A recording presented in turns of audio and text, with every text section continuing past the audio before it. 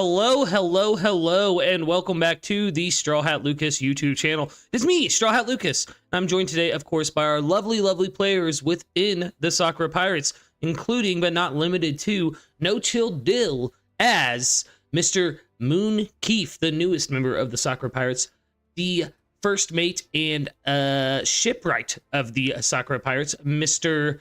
Kiryu, played by JoshuaVykthor, the rootin' tootin'est cowboy in the Wild Wild West, Arthur Morgan, played by Mr. SSJ Cody, and of course, last but not least, the most mysterious character of the bunch, Lord D Abyss, or is it Zabeast, played by Mr. Ragnar, and of course, the man who brings us all together every other week to jump into this world, Mr. ToriMori!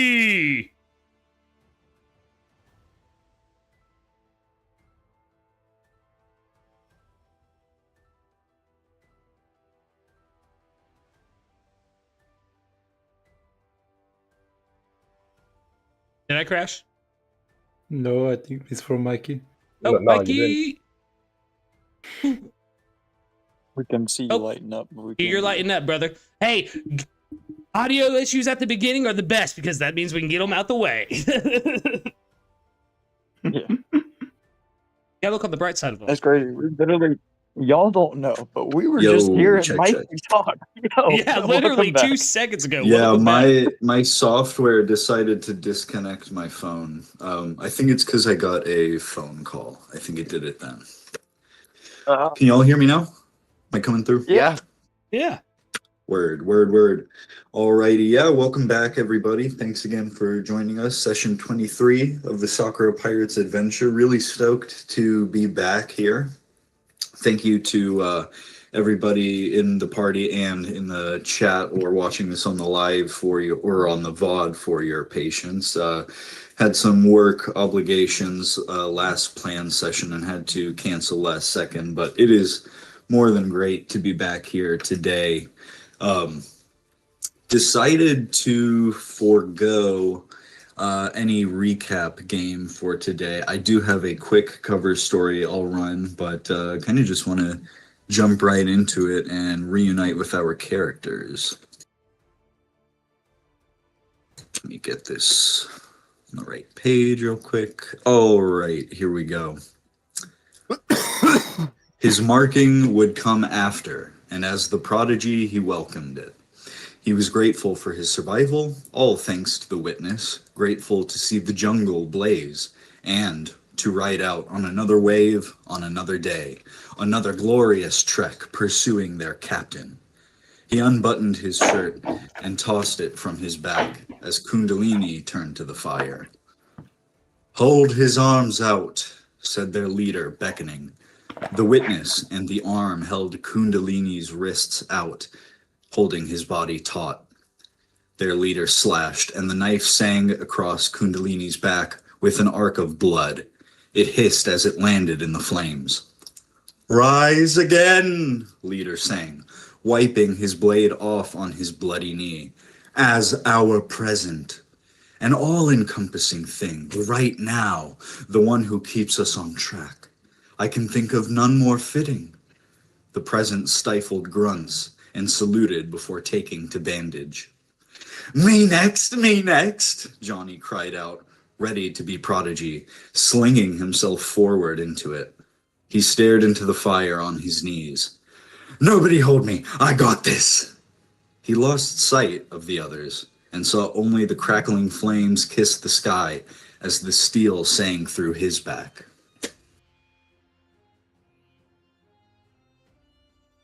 Motherfuckers get branded? Willingly, it seems. Yeah, willingly as well. Alrighty, we're gonna start over here on the Mantang Circus side of Rashwan today. Whichever group would like to go first, we have Leadbelly and Kief still together there in the Screwballs area. Kiryu, having just been stood up on a date and getting some more alarming news of missing persons. It's kind of there toward the entrance of Mr. Mantang's, and Arthur is back at the belly boat at the moment.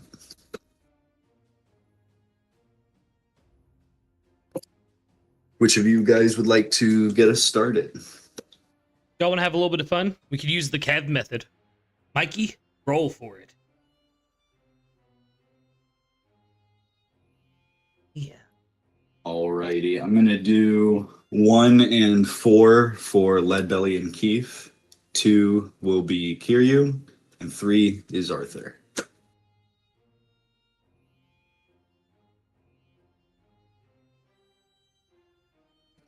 Okay, Kiryu, that's you. What is Kiryu doing? It's going into the evening now as you're there toward the entrance to Mr. Mantang's, perhaps feeling a little rejected. You come in and you can tell that the energy around the circus is sort of starting to consolidate a little bit toward the center. Outer edges of the rug road as you walk through are sort of dispersing as people head toward what looks like the big top area. Yeah, I'm gonna go there. All right. As you make your way there on the main roads, you know, you're still passing plenty of clown guards, plenty of guests, and you reach, we'll say about here, where the road kind of splits off to the left, and a long line is growing out of the entrance to the big top. One of the entrances, that is. It is the most massive tent in all of Mr. Mantang's, of course, and the line is nothing to shake a stick at. You can, see it pretty well. It goes toward the closed tent flaps, but there's a energy in the air. People are chatting. You certainly hear a few people saying, "Come on, I want to get my seat. I want to make sure we can really see this thing." Oh yeah, definitely not gonna follow the line. Alrighty. So I think I'm gonna go between Screwballs and the circus, around here and cut my way through. Yeah, make a hole. Are you mean behind the House of Horrors as well? Yeah. Okay, gotcha.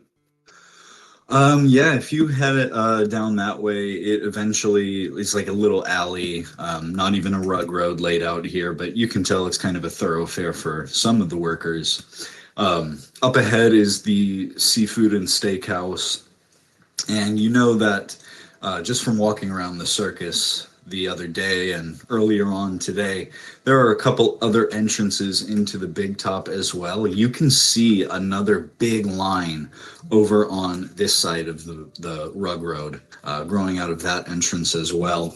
It loops around. Screw. Yeah. Rug-road. No, you're good. The line wraps around the curve out of view. But back here, you do notice a little auxiliary entrance. It's a lot smaller than those bigger entrances into the big top. But yeah, it's just sort of tied open at the moment. So yeah, can I enter it? Absolutely. Nobody is there. You don't see any workers or clown guards. If you head on through, yeah, you see what looks to be like some sort of, backstage storage of some sort. There are big crates, some of them open, some of them closed. The open ones appear to be empty of any objects or belongings. You see a couple desks here and there. Stretches out along a curve with a big wood wall set up across from you. But overall, it's kind of like a narrow backstage area. Yeah, I'm gonna try to investigate and look around, see if anything sus appears. Okay. Let me see.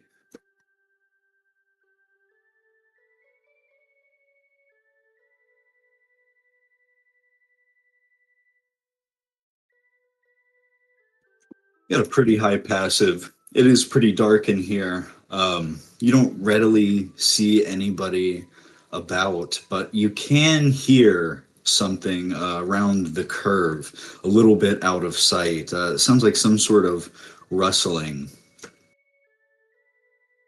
Yeah, I'm gonna follow that. You head that way, you maybe feel a little bit of anticipation grows, that sound gets louder. It doesn't really sound like they're trying to be too subtle. And as you come around the curve, you see none other than that briefly met new friend from the other day with the red hair. His back is turned to you, and he's got the lid of one of those big boxes tossed to the side. A bunch of like straw filling is inside and all around the base of the box as he's like tossing it out, kind of like rummaging through it all.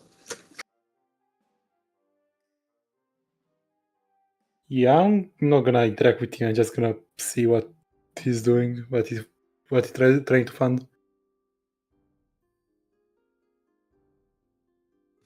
He's just like pulling stuff out. It's mostly just like grip equipment, like lighting equipment, little stands. Some he just sort of tosses back in the box, some he sets to the side. There's like all that stuffing going everywhere as he's doing this, and he's kind of muttering something to himself. If you want to try to hear him, I'll take an active perception on that one. Yeah, I'm gonna try to hear that. No, 10.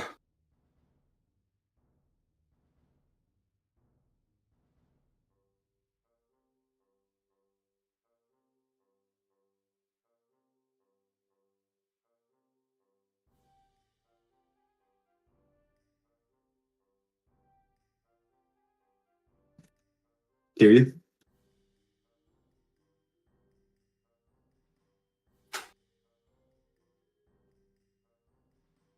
Send it to Jim. Did you hear me? Yeah. What do you say? About how many feet are you standing away from this guy? Like, I don't know how big the room is, or I just trying to be out of view. Okay, yeah. It's about 20 feet across from the tent wall to that wood wall that's curved set up. The room goes around for quite a bit, though, the lengthwise. You can't really tell exactly because it curves all around, but the distance you've trekked is somewhere in the range of 50 to 60 feet, and you can see a little bit beyond that. We'll say off that description that you said, if you're kind of trying to keep him unaware of you, off a 10, you really can't make out what he's muttering.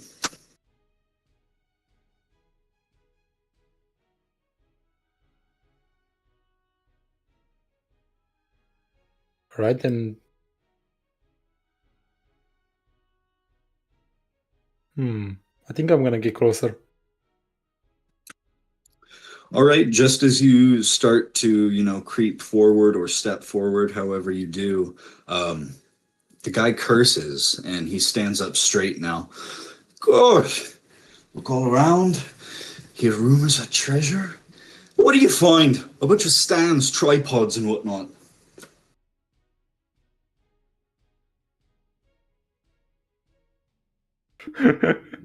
All right.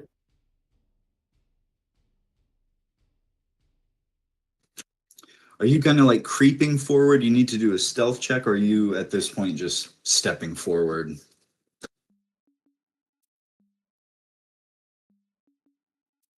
Well, I'm gonna just step up to him and put my hand on his shoulder and jump scare him. Okay, yeah. Roll me a stealth check for that. Let's see how badly you scare him.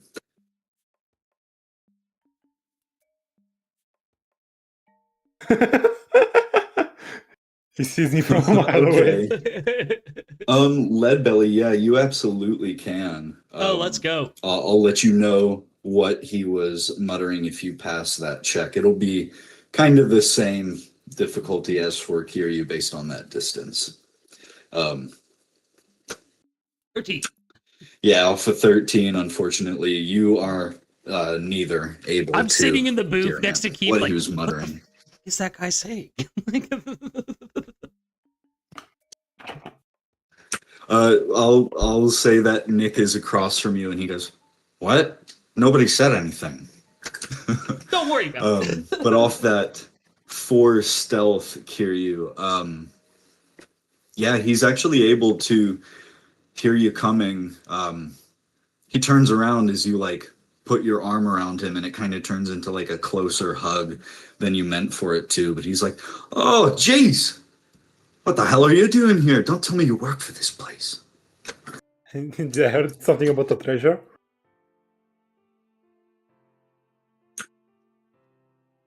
Treasure. Interesting. I ain't heard nothing about that. They hired me on here as some sort of a tripod technician. Yeah. Interesting. It just happened to that I was sent to be the same thing. Like, what did you, Okay. did you send to do? Wait.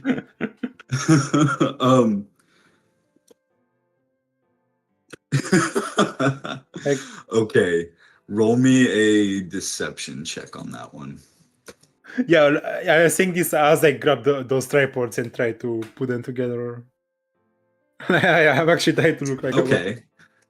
That will give you advantage on the check, for sure. Oh, Nice. And those tripods are not particular, they're just like plug and play. So yeah, you can just throw that up on advantage. Let's go. Oh, What wow. am I roast Okay. today?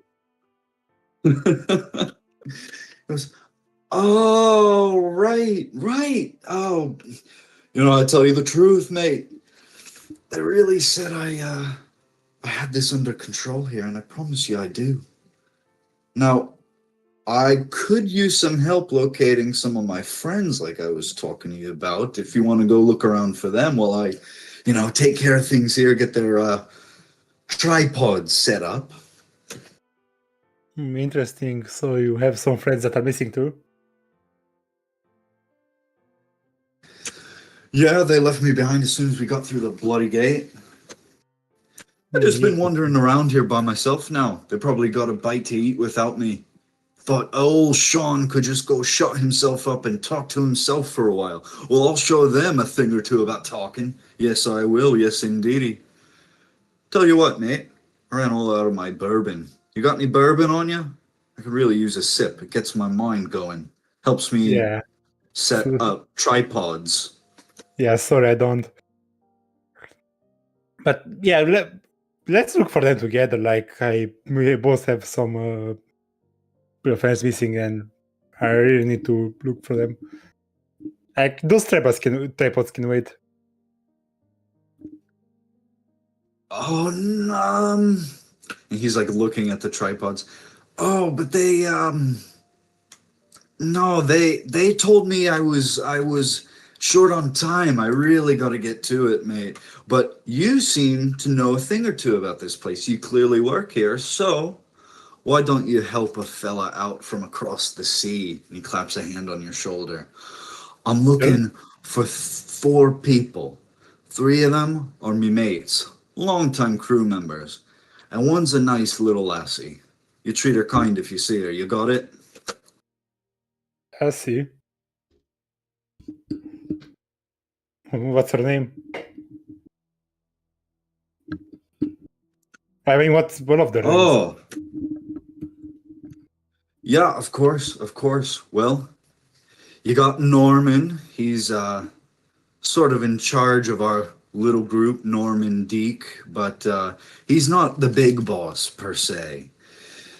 You'll know him when you see him. He's got a big ugly mustache and a mean look on his face. All right. There's also me pal Javier. Known him for quite a while, I have. He's a good fella. You'll know him too, and he'll take to you same as me. Yep. There's another fella named Bill, but you don't gotta worry none about him. He's just some dull muscle of the crew. he says anything to you, you just tell him Sean will clock him in the mouth for you. And last but not least, the little lass you're looking for, my friend, one of our newest additions. Not sure if she'll stick around, but I sure hope she does. You know what I mean? And he elbows you. Her name's Noko. She got real distinct hair. You can't miss her. I see. What's your reaction to that? Now I really have to insist that we are looking together as I take my gun out and point at him. Jeez. You will take me to her right now. Unless you want some extra force in you. He puts his hands up pretty naturally, and he's like, "What's the big deal? I thought we were friends.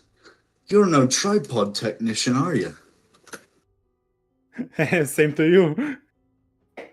I'm sorry, but trespassing is not allowed here. So let's go look after you. You work for the place, though. I have What's the nothing deal to here, Mac? you. You're not asking the questions here, my friend. Okay. I can level with the skinny here. No funny business, I promise. Did I say something to offend you, mate? I'm sorry. I got a habit of that, and I don't mean to. So what's your relationship with Noko? Well, she's been a big help to us, okay? We had to get away fast from our last port. Suffice it to say, we made it away from the authorities thanks to her. What are you going to do? I know that none of these local agencies have authority here in Mr. Mantang's, buddy. Oh, I'm my own authority. Don't worry about that. Ooh, he'll chuckle. And he's just kind of like, maybe another day, maybe another life.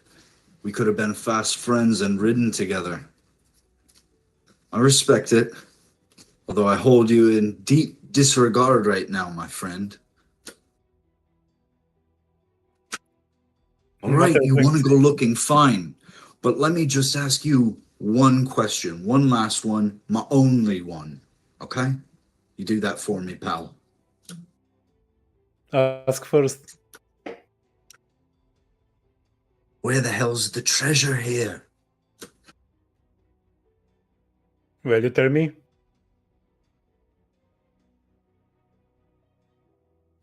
Oh, I don't know. That's why I'm looking around for it in these. He kicks the box full of the tripods. This is all this stupid hardware.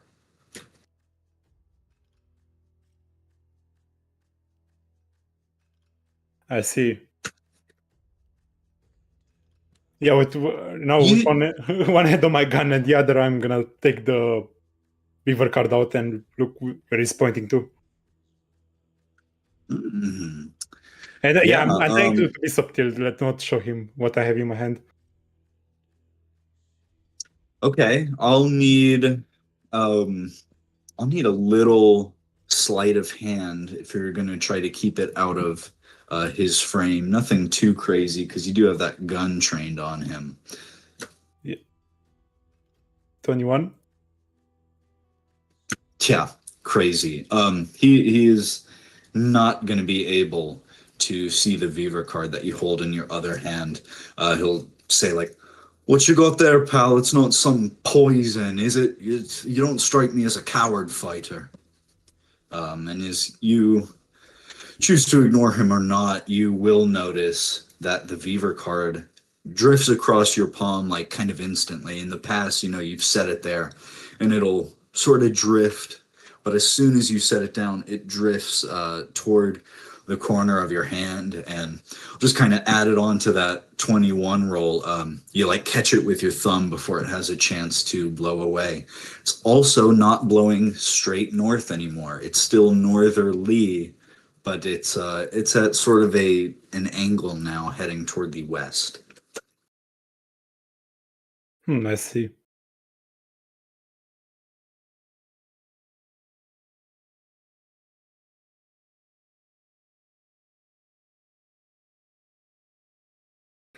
You said poison, huh? Nah, I don't use poison. But I have some other inventions that could explode you, freeze you, electrify you, burn you, and yeah, you choose your own poison.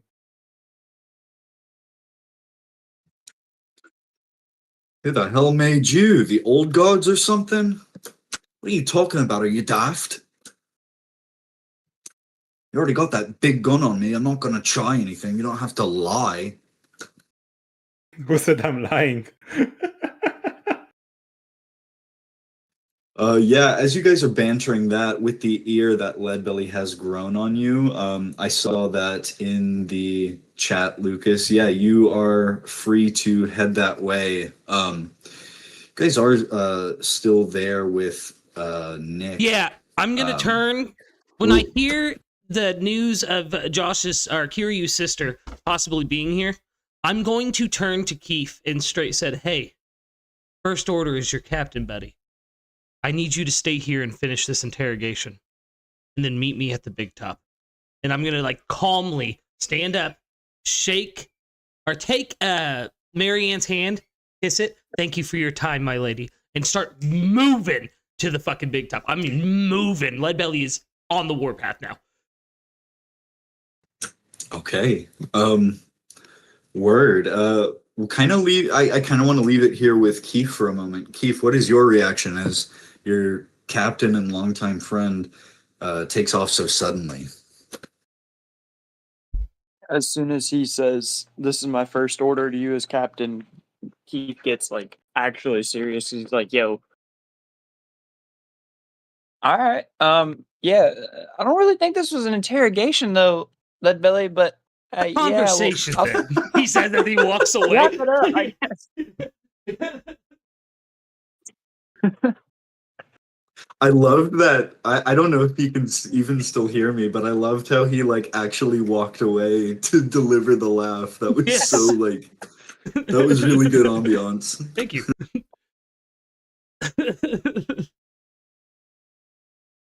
But yeah, I guess Keith will just lead into the last part that we were questioning her about, which if I'm remembering right, it was that the Hendersons are actually the ones doing all this, and that Mr. Mantang's just working with them.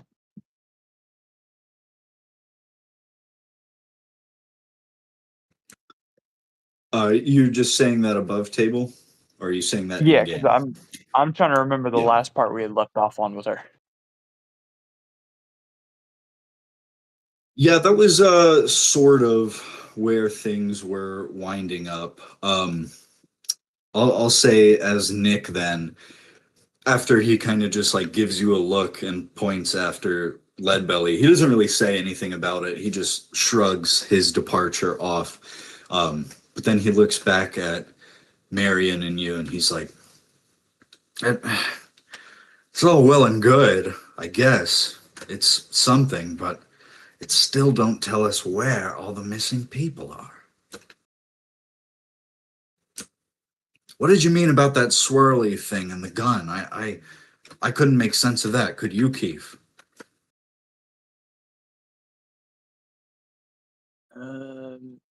Maybe they get hypnotized and breaking the hypnotization is death? I don't know. Usually whenever you see swirls, it's like a clown here at the circus, and they're spinning something in front of you to try and distract you while they take all your money. But Marion actually doesn't let you finish. I wanted to above table, but as she, hears you say that, she just kind of nods and goes, gives you a little point injection and nods. well, yeah, hypnotization seems like that's it.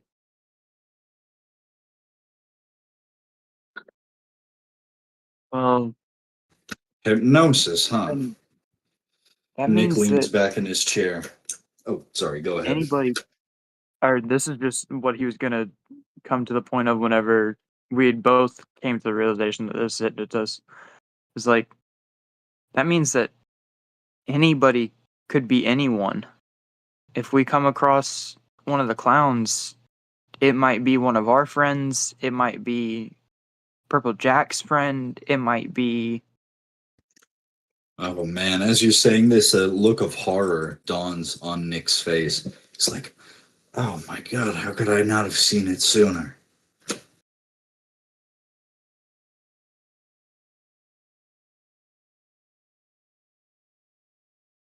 Did Leadbelly put an ear on me as well?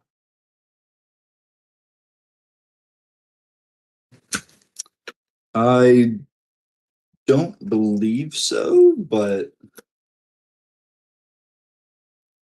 yeah. Okay. No lead belly ear here. So... Shit. Yeah, when we meet back up, that's the problem, is y'all kind of need this information now. That way y'all don't just go killing random clowns. I will say, as you mull over, these new revelations you guys are making with Mary and Lorenzo, somebody enters Screwballs, and it's still pretty packed, still pretty busy. Kief, you would know as the evening winds on, or starts rather, excuse me, on the finale day. All the other attractions still open slowly, one by one, close down. Screwballs is really the one that stays open in preparation for like the big top. Same with Cruins, but just the eateries and the places to get drinks. So Yeah. things have amped up a little bit in here, but somebody in particular. Actually, tell me this: are you sitting with your door or your back to the door, or are you facing the door? So, I'm gonna be real, the last time I knew of our actual position was I thought that we had walked outside with Marianne and Nick, because she had punched the wall of the tent for House of Horrors. Yes, that was last session. I think Leadbelly said you guys had made it into a booth here in this session, though. I'm down for it. It doesn't really matter to me. Kief would probably be more focused on the conversation rather than who walks in, so his back would probably be to the door. Okay. But In I would that assume that case, Nick, being a private investigator, would probably be more aware of his surroundings than Kief.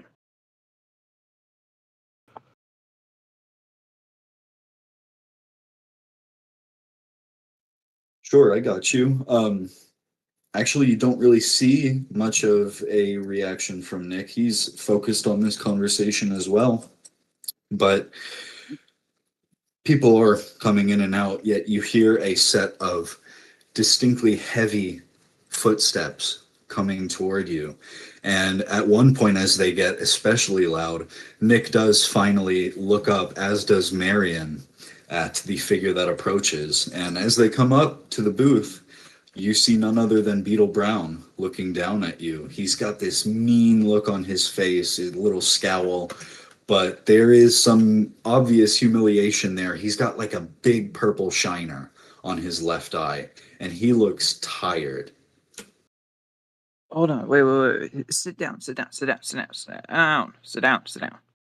As like Kief is like We don't. jumping and trying to pull him into the booth at this point. And I'm going to ask him a question that only Beetle Brown would know. Okay, he's gonna, at you like inviting him to sit down, he's gonna say first, he gives you a little scowl and he's like, we don't have time to sit. Everybody's waiting in the big top. We've got rehearsals right now. What are you doing? I know. You missed rehearsals for a lot longer than me, so that's what I'm trying to figure out. Okay, where were you picked up from? Originally. Picked up?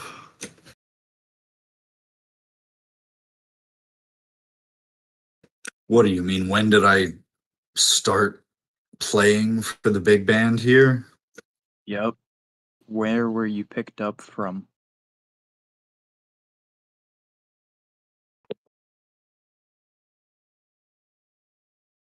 And you can take the time to look on it because From I a- had to go through and look through our DMs to find it. Yeah, I was double checking all that. He just sort of shakes his head and shrugs. He's like, I thought you knew this. Rakesh, why does it matter? And that's in the south, right? He just kind of squints at you for a second. Are you okay? Did you get hit over the head too? So Rakesh is in the north. it's not. Okay. And then Kief's gonna look at Nick and Marianne and say, I don't think he's hypnotized. But he did go missing last night. Yeah, he just kind of sighs, looks around, and then now he finally takes you up on your offer to take a seat. He just kind of looks around at the table. He goes, yeah, where's your long, stretchy buddy there? Don't want to humiliate me anymore? Oh, no, actually, he had some more pressing matters came up, and so me, as a new member of his crew, is left here to finish the conversation. And then you showed up. So I figured that the conversation still needed to go on because you disappeared. We have some people who disappeared. Purple Jack had some people who disappeared. And he's saying that Okay, last Purple one to try and be Jack- like, all right, tell us what you know about Purple Jack's situation. First of all, I don't want to hear any more about these rumors of missing peoples. You know, and he points at Nick. We know about this guy.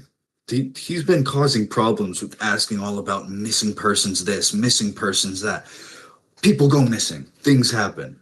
Second of all, Purple Jack didn't have no lady that went missing. He just ran another one of his girls off with his clinginess. Everybody who knows Jack should know that, Kief. Third of all, I didn't go missing last night, okay? I got pissed off, all right? I was humiliated in my club. He starts jabbing his finger against his chest. Do you understand how that feels? To be humiliated by a 2-bit musician? Turned on, frankly, by my bandmate, Kief. Thanks a lot for that. Yeah, I went and got a load on. Forgot everything after 4 and woke Hold up on. near Don't that say eye lake. turned on. You were the one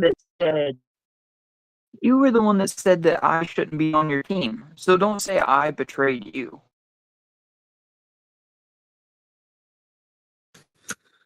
Oh, Kief. One guy with a tattoo of your name on his body, and all of a sudden you're just trying to cast aside all the memories you have with us, all the time spent together, the camaraderie. The band dynamic alone has been the best it's ever been, and you're just going to sacrifice that. Of course I'm a little upset, Kief. Okay. Peter Brown, you want to know why the dynamic worked? The dynamic worked because my original band, we were a family. And that's what I took this band as. I assumed that we could act like we were family. Because we were all brought together for one reason, and one reason alone. And that's to play music. But when someone else plays better music than you just run off? Why not play better music with that person?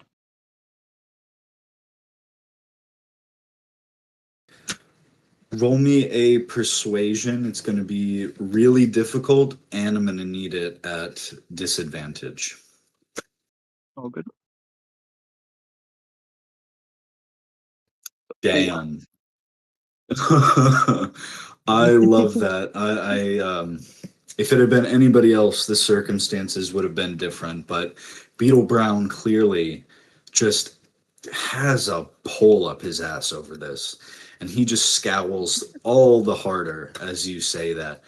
And at the end of your sentence, he just scoffs and shakes his head and goes, I don't have time to even entertain such a silly notion, Kief. Come on, Big Top. And he stands up and just cranes his neck toward the door. Let's go. All right. Well, you answered about Purple Jack. That may or may not be true. He is kind of clingy, but I also do think that the reason the investigator is here is for an actual reason. Because, as you so eloquently stated, people just disappear, right? But it's kind of weird when a lot of people disappear at the same place, but at different times. You see where I'm going, though, Beetle Brown? Is that there's something amiss going on here. And you're just letting it happen.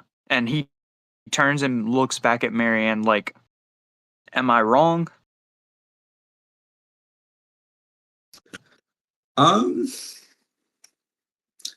She'll kind of dart her eyes between you and Brown.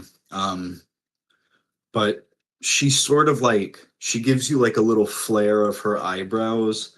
So just throw me a flat perception or insight. I'll take either. Well, both of them are 3, no proficiency. Let's go perception. 12. Off of 12, that kind of reads to you like, I don't know. I don't really know much about this guy. Well, no, it is more so meaning that it's suspicious in itself that multiple people disappear when they're at the circus. That's what he had turned and looked at her and was like, am I wrong? Is that it's weird multiple people are Ew. disappearing because they go to the circus? I see. I misunderstood. My pause. I'll still say she does that like eyebrow flare, but you still get it off of 12. What she means under that context, yeah, I mean, you can't deny it unless you're lying.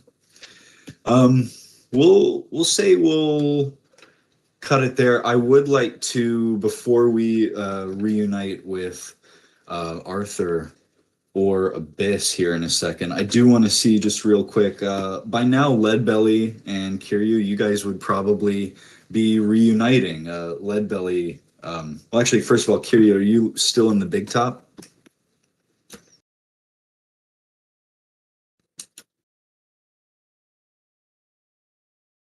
Bug walk.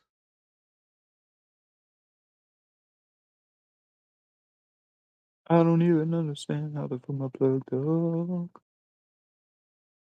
Pick 'em up in a space coupe. I don't let my plug walk. Josh, you there Josh, at you the there? moment? Oh shit, I was talking while I muted. Oh, no worries. Wait, I'm taking this guy with me. Okay, so you're like outside. In that case, Leadbelly, as you're like coming up, rejoining kind of where they're at, we'll say, I guess, in that same alley between the Big Top and the House of Horrors, you see that red-haired guy who's still sort of chattering. He's like, look, buddy, I'm not looking for a hole in the back, all right? I'm just going to cooperate with you. He's just kind of rattling off. You can tell it's the same guy that you heard through your ear. Oi, oi, oi, Kiryu. I don't know why I said that, but sounds like this guy knows some stuff, doesn't he? Yep. This way we're Wow, taking you're with a me. big fella. And he looks up at you, Leadbelly. You ate all your spinach as a kid, didn't you? Hey, more than spinach. I don't think I want to know what that means. Yeah, you really don't. Can I roll intimidation? I know it sounds stupid, but I am trying to be like... I will roll Sure, it at a yeah. disadvantage if you want me to. Nah, I mean, he's got a gun trained on him.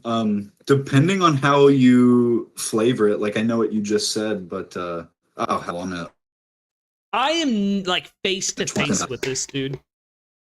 Like right up in his face. Yeah, I'm kind of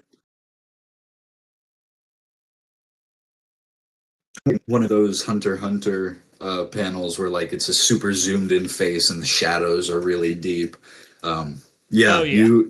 you instill the fear of God in young Sean here. He's just like, whoa, easy, buddy, easy. He's already got this big blunderbuss pointed at the spine of me back. I'm gonna take my massive finger and put it up to his lips and go, shh. No. No more words. Only directions. Ooh, Where is she? His eyes go super wide and he just nods. Hear you? At that question, he's gonna obey you. No more words, but he shrugs. I said only Yeah, he doesn't know. directions. He doesn't know. Let's figure out what he knows.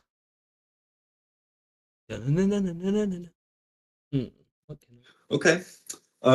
As you guys kind of formulate that, I want to check in with some of our other players here. Let me just do the dice roll again. 1 and 2 will be Arthur. 3 and 4, we're going to cut to Abyss. Okay, we're going to kind of keep it on this end of the island and bring it over to the belly boat. Arthur, what are you doing over there as the day descends into the evening? The sun kind of lengthens outside the window, and the belly boat is like a little bit packed right now. It's like I like to think it's like a comedic cut because I'm waiting for Spenny to find the captain and relay all this information that needs to be relayed to him. So it's like I have the two kids screaming at the weird wooden man. I have the one guy just saying how bad of people we are laying in the bed. And it's just me, whatever, Sadie, and whatever this lady's name is. We're all just playing poker. Now it's just like it's like that one meme where the dog's sitting at the coffee table and the whole world is on fire around him, and he's like, "Yeah, this is."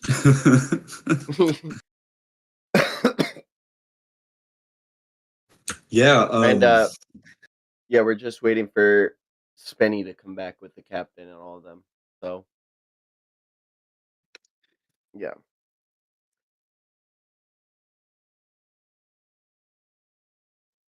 do me a favor and toss out a history check. A history bobistry. You guys have played a few hands by now. Luckily, it has sort of quelled the tension, at least somewhat, from Alice and the two kids. So she, is playing along. She's sort of quiet and sad. So your mind has, like you said, run back to Mr. Mantang's and Spenny and getting word to Captain Leadbelly. Off of 23 there, you kind of dwell on that and you look out the window, we'll say, toward the big Mr. Mantang's. Looks like a small city even from here. And you start to ruminate on this fear of clowns that you have. Your heart sort of starts to race, even just considering it. Sadie notices after a little bit that you're just sitting there staring out the window. Hey, what's wrong? You got that look in your eye you get when you're seriously troubled. Sadie, have I ever told you why I hate clowns? Hell, I don't even know if I knew you really hated them this bad until today, but spin us a yarn. What, was your dad a professional clown?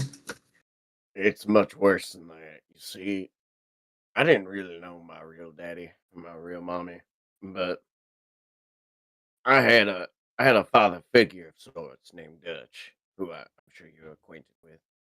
Him and Jose are the ones who She really spits. raised me. Oh, one year, I think it was around my 14th birthday, and we was getting righteously lit, as the kids would say. We were like dogs trying to ride horses. We were crazy. And I remember thinking, "Hey guys, I'm a little peckish. We should go out and have a bite to eat." And Dutch said, "Well, Arthur, I think one of the best places to go eat is in that fine establishment over there." Him and Hosea giggled. I didn't think nothing of the giggle. They had a little little giggle. And so I went in there, nothing but clowns. And then when I left the restaurant, it was nothing but clowns, and they abandoned me on a clown island. For a week, it was just clowns left and right. I didn't know where my daddy was. I didn't know where Hosea was. And they all thought, "Oh, what a great birthday present. Arthur will love this." Arthur did not love this. Arthur was traumatized. It'll be a And he great just- birthday present. So yeah, Um, that's why I hate clowns. If you didn't know, I'm afraid I'm going to be abandoned anytime they're near me.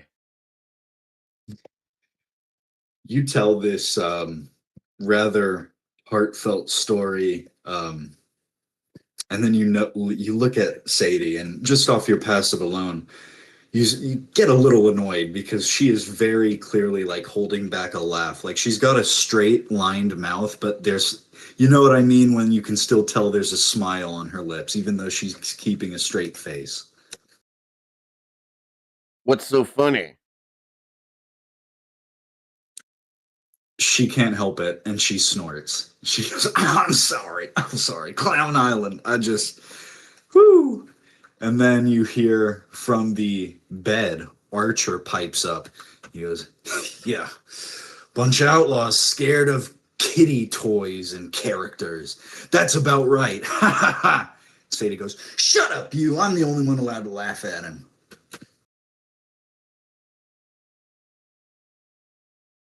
Oh my gosh. She'll also say, well, forgive me, Arthur.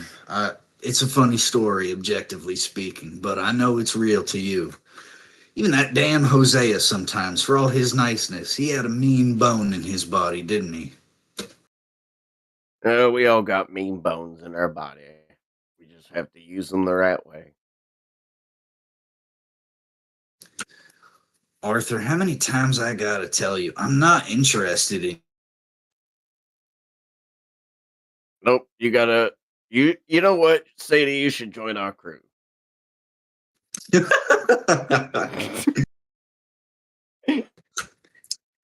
She's gonna look at you, and she just kind of snorts and goes, well, maybe if you were heading after Dutch, I could acquiesce to such a thing, but right now I think my odds are better with the Pinkertons. But Arthur, this fear of yours, don't pay no attention to me over how funny it is. And it is funny, okay? I'm sorry. But you gotta conquer that. You ain't no 14-year-old anymore. You are one of the most acclaimed gunslingers in all of the cowboy world. Yeah, but you see, clowns are still a real thing. Like one day they could pick me up. I'll never come back. You never know. You don't know when your last joke might be. They ain't aliens, Arthur. You know what? And she tosses the cards down.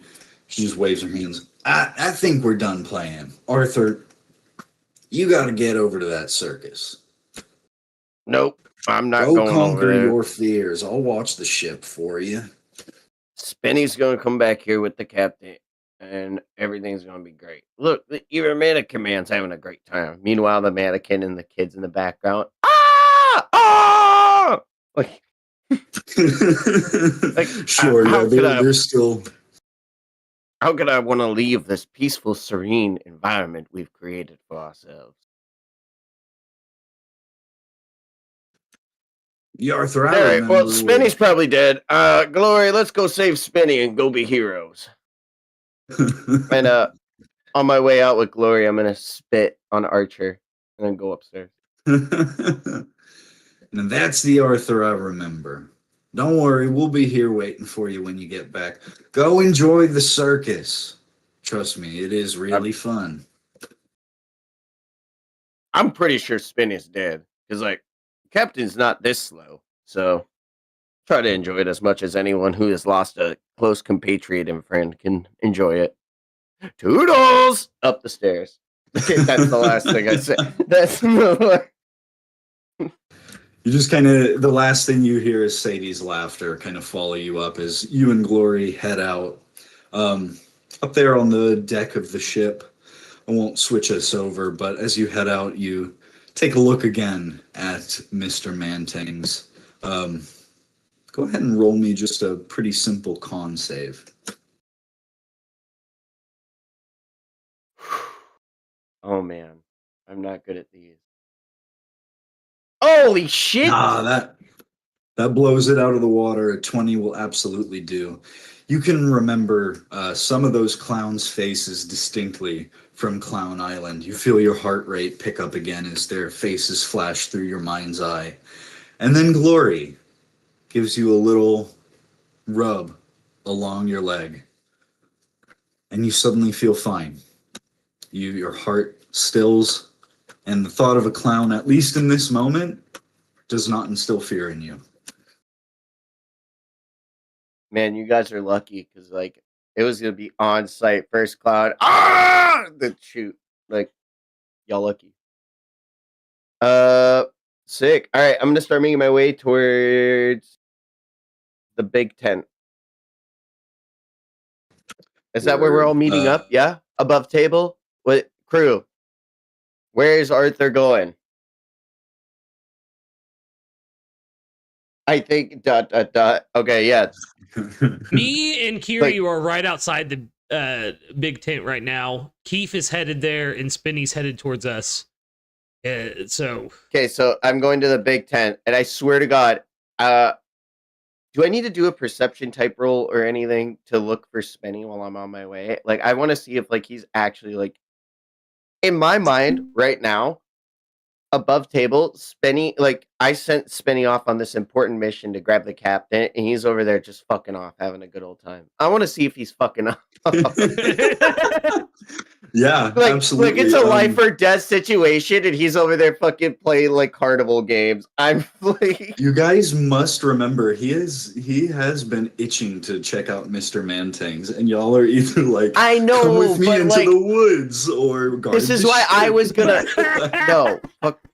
Spinny, I loved him. That's why he had to come with me and not enjoy himself. But if he's enjoying himself now when we need to lock in, oh man. I'll shoot the milk crates in front of him with a real gun, and then we're walking. What do I need to roll, Mikey? Yeah, just a perception check. perception. Okay.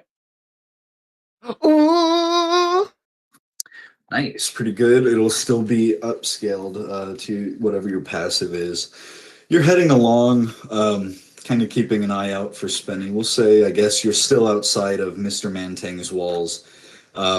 You don't really see too much. You know, all the camps have cleared out here in front. A few fires are still burning, but there's nobody there to attend to them. You see one fire pit is like scattered, and burnt logs are kind of tossed all about. You can see like the heart of where it originally was. There are like little divots in the sand as well. Other than that, your attention actually gets taken by the clown guards lining the perimeter. And while you're not going to have like full-blown fear to the point of like needing a check or anything, that confidence you had aboard the belly boat starts to shake a little. You're like, oh yeah, that's what they look like in person. It's okay. It's okay. It's okay. It's okay. It's okay. It's okay. It's okay. God damn it, Spinning. I swear to God, Yeah. I'll find you. All right.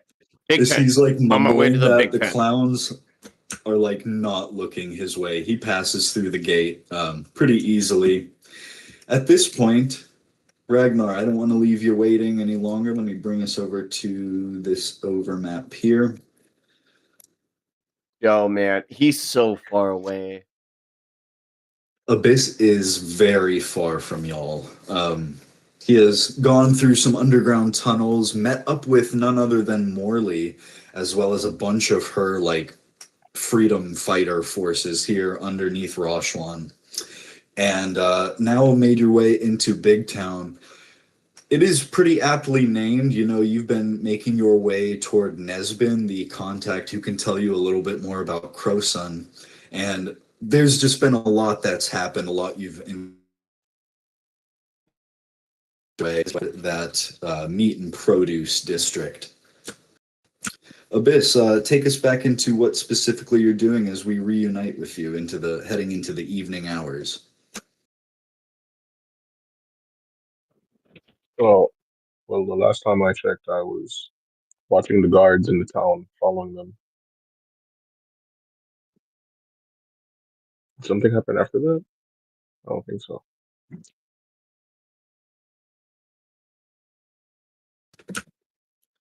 If you're just following the guards, were you just kind of like, you were following a patrol? Yeah, I was. Okay, yeah, they're just kind of... Sorry, go ahead. There was the tower I was in before I left. I searched it, but that's about it. Yeah, there was that tower with the guy who was threatening to jump. Remember, you actually put an abyss mark on him. I believe that one negated... The one... I believe that one negated... Yeah, that's who it was. As you guys are heading through, you notice that this patrol pretty naturally just leads you toward the meat and produce district here. It's a pretty standard looking shopping district. A lot of the storefronts have like massive wooden shutters that are rolled up in like a canopy to give the storefront a big, broad feeling. But as you head on, there's also like a big monger section with tons of kiosks and stalls and whatnot. And that's really where it seems like most of the shopping is being done here. Oh. I do remember I'm supposed to be in the meat and produce here about the person I'm looking for.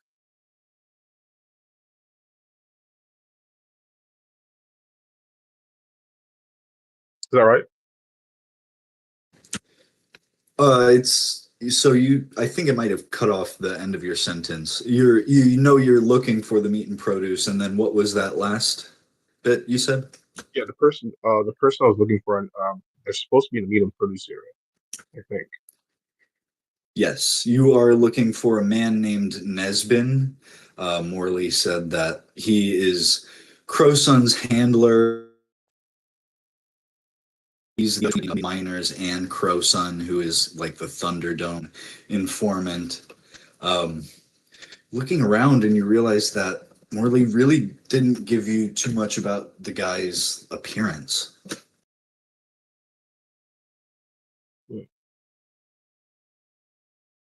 Okay.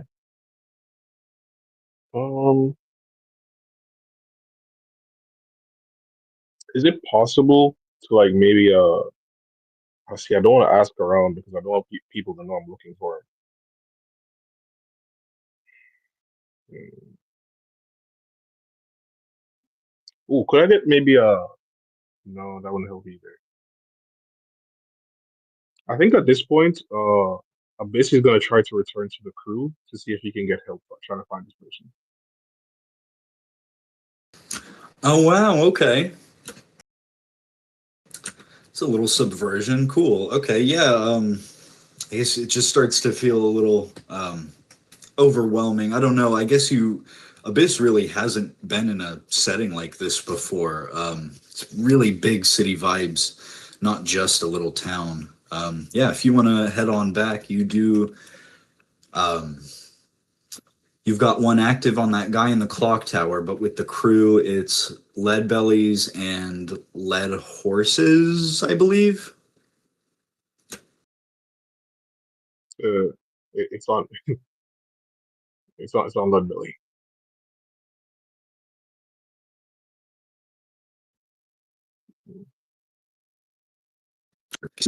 I'm Over gonna to try to Mr. transport Mantang's. over to Leadbelly.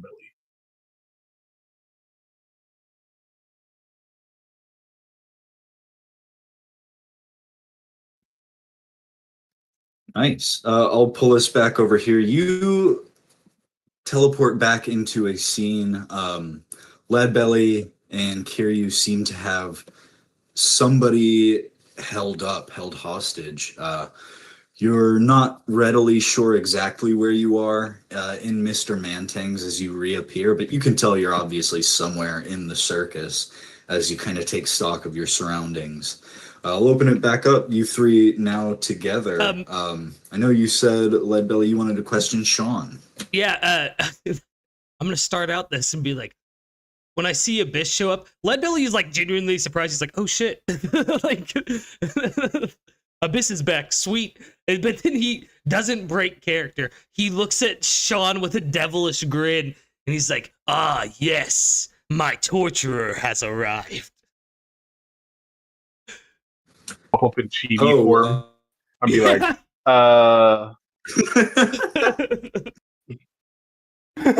you see me, I would take put on an another- evil smile. Right, the torturer. The torturer. I would love to see an intimidation from Abyss, I think. Good call. I have a +12.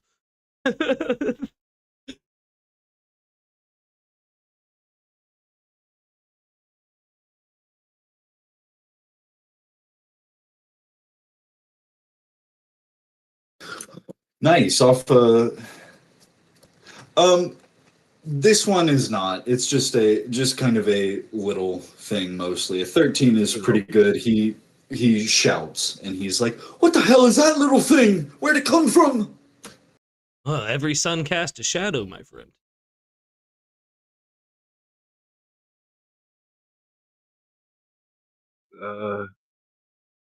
Am I supposed to play along with this longer, Captain? Yeah, Leadbelly like grows a small mouth on like the ear of yours that's facing away from the guy and be like, "Yeah, just roll with it. We'll talk about what happened later."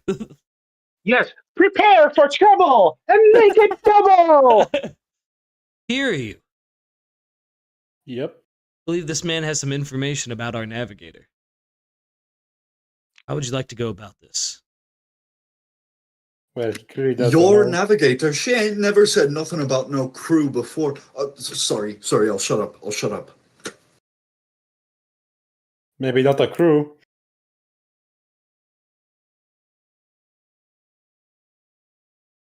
But you don't have to worry about that. Look, her and I have been sailing together now for nearly 2 weeks. Now, that may not seem like a whole lot of time, but she's become a crewmate to me. A fellow. Now, you all better tell me right now what you want with her and who you are to her, or I'll let you kill me right here, right now. And he is shaking and quivering from being scared, but he actually puts his hands down and tries to muster up just the hardest glare that he can at you guys. What a surprise. I was about to ask you the same thing. What's your relation to her other than being a crewmate? I told you, Samba. We were just making our getaway and she tagged along on the ship with us. We were getting chased by Navy, Samba Royal Guard, the Desperados. Couldn't get out of there in time fast enough, but thanks to her devil fruit, we made good time. Sailed the trade winds all the way over here. But that's it. See. She never really went into much detail about herself. She's secretive like that. I guess that's what I like about her. But I don't know what she is to me yet, okay? I'm not claiming anything. I wouldn't sully a lady's honor. But also, in other words, you're not that close to her. Perfect. No. And he puts his hands up again, actually. No.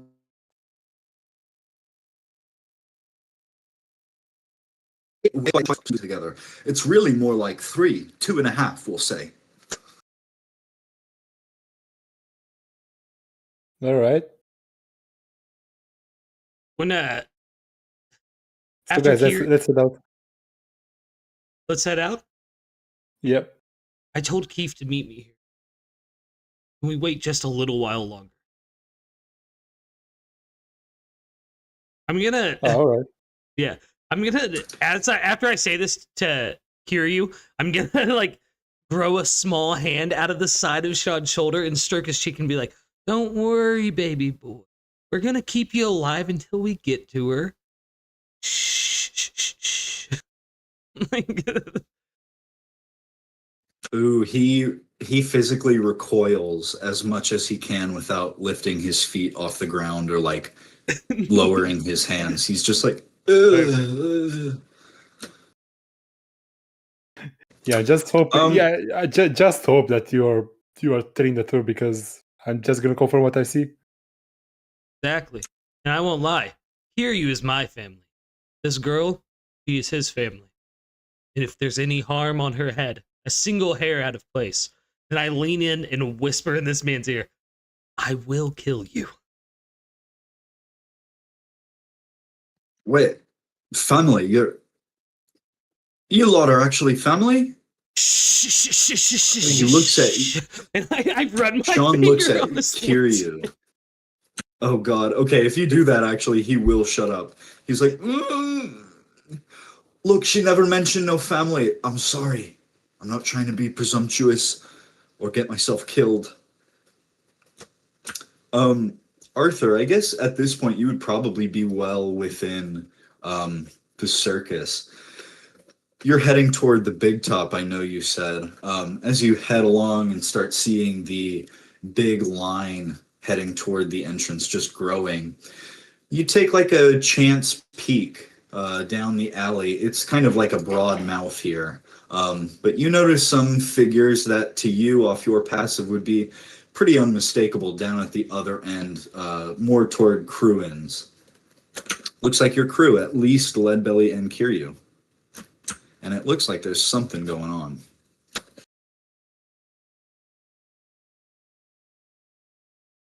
All right. And then I started blasting.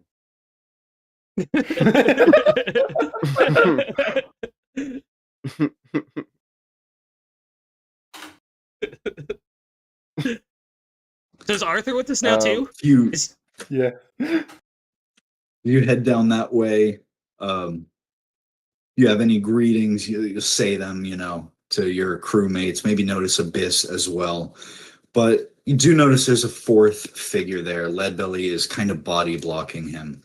As you get closer and Leadbelly notices you, he turns and parts, and you lock eyes with none other than your old gangmate from the Vanderlands, Sean McGuire.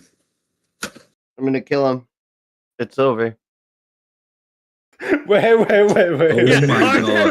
Arthur. Yeah, I don't know if you guys remember, but like Sadie put him out as like a traitor.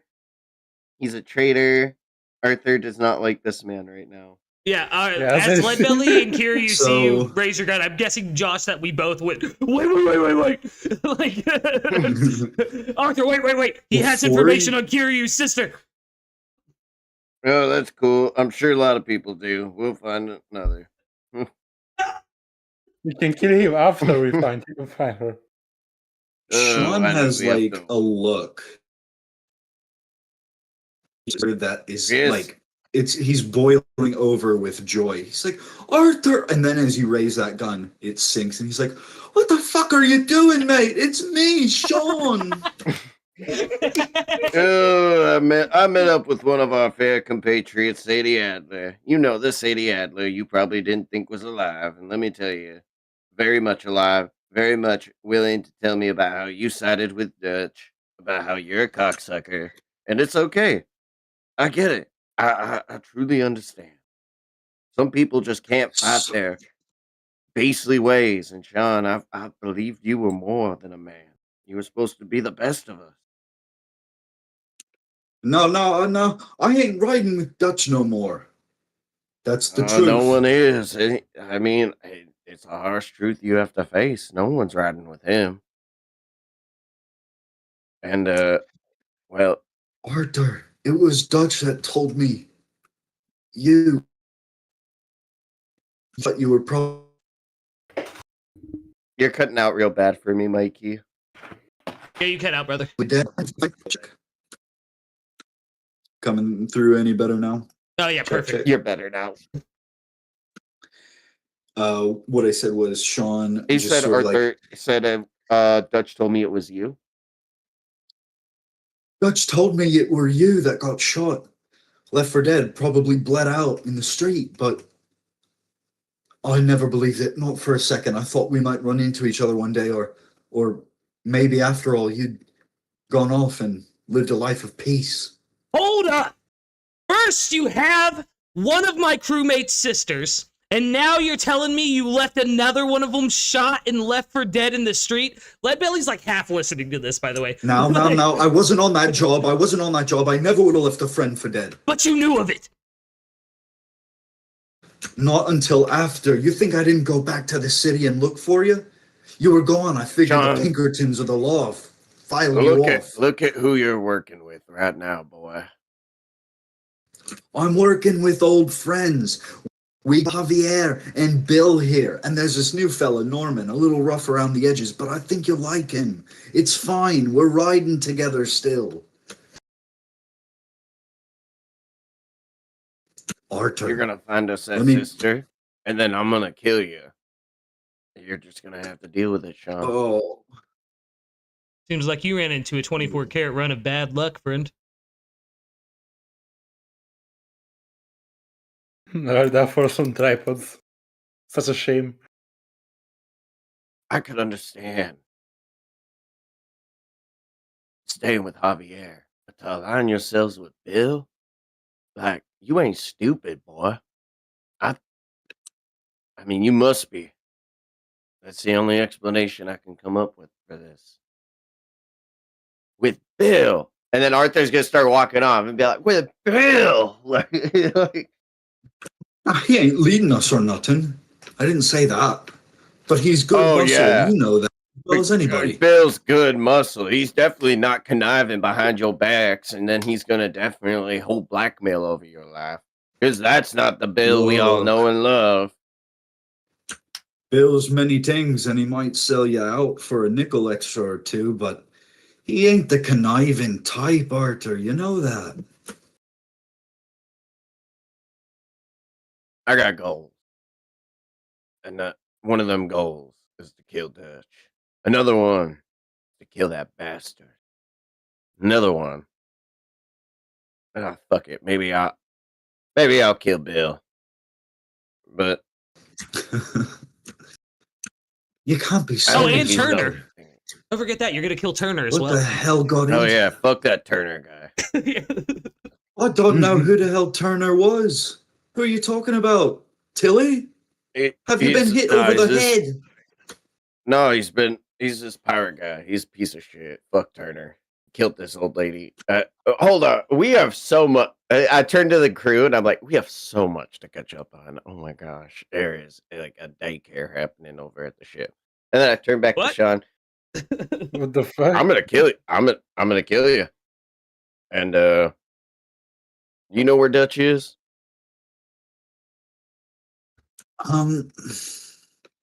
This will be a slightly unorthodox history check, Arthur, but I'm gonna need another one of those from you. Oh wow! shit! Oh, shit.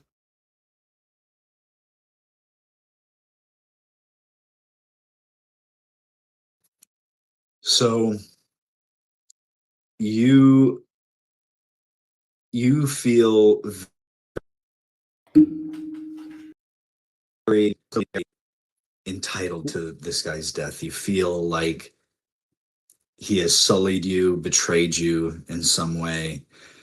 But this is your old friend. And I don't know if you're like aiming the gun at his forehead or what, but if you're making eye contact with him, he seems entirely defeated in a way that only a guy who is like still a boy at heart, would. He's looking at you as if you're an older brother, and you recall all these times with this messed up a heist. Sean accidentally stole from the wrong family and got you guys in trouble and made you have to leave your getaway. You know, this stuff happened all at least individually 1 or 2 times. But somehow, at the end of the day, he could always get a warm, honest laugh out of you. And off of this crit, while you are not, unless by your own decision, feeling like backing out of that, you can't deny that there is that tug of old familiarity there. It's just up to you. What is it worth at this point? He doesn't have anything to say, though, except, you're just going to kill me. Sean, I can't kill you. I've always thought of you like my little brother. And now it seems that you have gone and stolen another of my new family's sister. So you're going to return family to family, ashes to ashes. And I click the hammer, and if you're lucky, dust to dust. But not today. And I'll put the gun away. And I'll turn my back to him and be like, that was cool, right, guys? That was pretty cool. Damn. Yeah, Leadbelly grows a little mouth next year. Badass. Oh, I think that was badass as fuck. You're such a cool fucking guy. I love having a cowboy on my crew. Anyway, yeah, there's okay. So first off, all right, man, we got, all right. So I last need I you all to remember, promise to get really chill about a lot of stuff really fast. All Oh, right, yeah. like I need y'all to Done. like promise not to get mad. Don't fly off the handle. Lead Horse is probably dead. No, he's not. I whistle. I have a bond too with Lead Horse. Anytime I call him from anywhere, he will come running. It does. It should have Is this a true? max distance on it. No, Does it have a it should max? have a max distance on it. I don't think. Double check that. I'll for me. I'll double check, but I'm pretty sure. Love it, fucking Leadbelly just says it with such confidence. Whatever. To Lead Horse, like up to 2,000 feet away. Is he more than It 2,000 does feet say away? 2,000 feet. Yeah. I mean, it's going to take Lead Horse a little bit to cross that anyway, even if he can hear it. So, I hate to leave you hanging, but there's no way to know right now. I do Leadbelly just want nods you just and he's like like, confidently All right. whistling. Lead Yeah, Horse might be he dead, nods. might be lost. Who knows? He nods and is like, really he's cool just that you taking his time. whistled. Sorry. Number 2, you remember that old lady Mitch killed? Like, Yeah. I look over my shoulder and I'm like, and all of us are super cool with Mitch killing that old lady. I'm aware that it happened. We all know what happened. Okay, I forged a note saying it was Turner, and then I disguised myself as that. No, who was it? What was that bitch ass captain's name? Rivers. You pinned it. Captain Rivers. Yeah, I was impersonating Rivers. I left the Rivers, the it was cross-dresser. Rivers. Yeah. Cross-dressing. Well, it Yeah. turns out Mitch fucked up, and Mitch confessed to the crime to the granddaughter, and now she's on our ship, and she brought 3 little boys with her because she thought that was the wise decision, and now one of the boys have gone missing, and now I'm out here surrounded by clowns, surrounded by this clown, and I point the gun back at Sean and put the gun back away. Ugh. Fucking Bill, man. Yeah, no, when you do that, Arthur, when you point the gun, Leadbelly kind of like jerks his fist up too, like he's gonna hit him. Like, he's like, All right, Oh, and that's then such a third fun off, visual. Pinkertons are here, and I glance at Sean. Ooh, and I he killed 2 will of perk up them. as soon as you say that. Ooh. He goes, Pinkertons? The hell are they doing here? Did they tell you? They said they're here for your bitch ass, but we're gonna take it first. yeah, I ran We're gonna into. get all we can ride out of you, boy. I think I ran into some of those guys last night. Do they wear really stupid hats? Yeah, one of them had a gun. Yeah, stuff they do. Fired They're a really super long stupid. distance. Yeah, they asked me and Kief a question or two, but then they just kind of walked on. They also said they were Oh gonna yeah, the kill guy who this took bitch-ass your boy. horse is on the ship as well too. He's like Oh, a sweet. partner of an old friend of mine. But anyways, also I have the kids playing with the coat rack. Ah, yeah, Listen, yeah. you should But not that's your leave brother, me right? alone for more than an episode. I it felt like a daycare, and I was like, I thought that maybe the kids could like train with coat rack, and oh man, it just got to Well, be a lot. we found. I happen across all sorts of plot threads that are supposed to happen off screen. Who was that? Just kidding. That was you. I think that was Mikey. Oh. You. Yeah, I picked up a plot thread and then I'll just put it down Well- because I was like, I said Spenny, did Spenny find you? You should already know what's happening because Spenny definitely went directly to you because this was a dire circumstance and Spenny No, would but- not be fucking around. Weirdly enough, when Kiryu was walking around the circus with an ear on him, I did hear a wee coming out real loud that sounded like Spinny, and I wasn't sure if it was him. So he's probably fucking around. Kief, as far as the missing boy goes, I'm guessing it's those 3 kids from Port Gorko, whichever. Yeah, Gorko. Yeah, okay. Gorko. Above table, I knew. Yeah, really shitted in the Gorkos. Oh, okay, gotcha. Port Gecko to Leadbelly. Yeah, exactly. Kief should right now be coming up. He may have found out where these missing people are going. Honestly, Captain, Yeah, I'm on the that's too verge of bad. a PTSD break because of all I these can clowns tell. around me. So, like, I could literally snap at any moment, and all I'm gonna see Well, is here's red. the Is there a thing. reason I shouldn't kill these clowns? Yeah, like there's a possibility they are the missing people. That's why I'm waiting for Kief to get here, is because like he may know more Oh, than I mortal quandaries! do. Shit! Yeah, we may I have was killed some just- innocent people. Have on you that ship. ever heard this song called Freebird? Like, I was literally going to unload. You mean this? And I Arthur bardically just whips out and both of his wait. pistols I and fucking bardically just inspire. I bardically inspire Arthur with by doing the Freebird solo. Oh, wow. Hell yeah, that's badass. But we're not doing that. We're not killing the people, everyone around us. But yeah, Yeah, I was definitely I was ready to just like full on break, but I overcame my fear. Glory's here. Hello, Abyss. Man, we're just missing that Kief guy. What up, Kiryu? Kiryu! Real shit. Yeah. Real homie business. Bullets. You got them? Oh yeah, I can make some. Oh, fuck yes, I need some. If you need me to put my sword against this guy's neck, I can while you do that. We're waiting for a moment anyway. I just pull out Irene and put it right up against the dude's neck, like closer than I see Kiryu had his. I see Kiryu. Yo, what up, bro? I look back at Kiryu. Yo, bullets, bro. IG.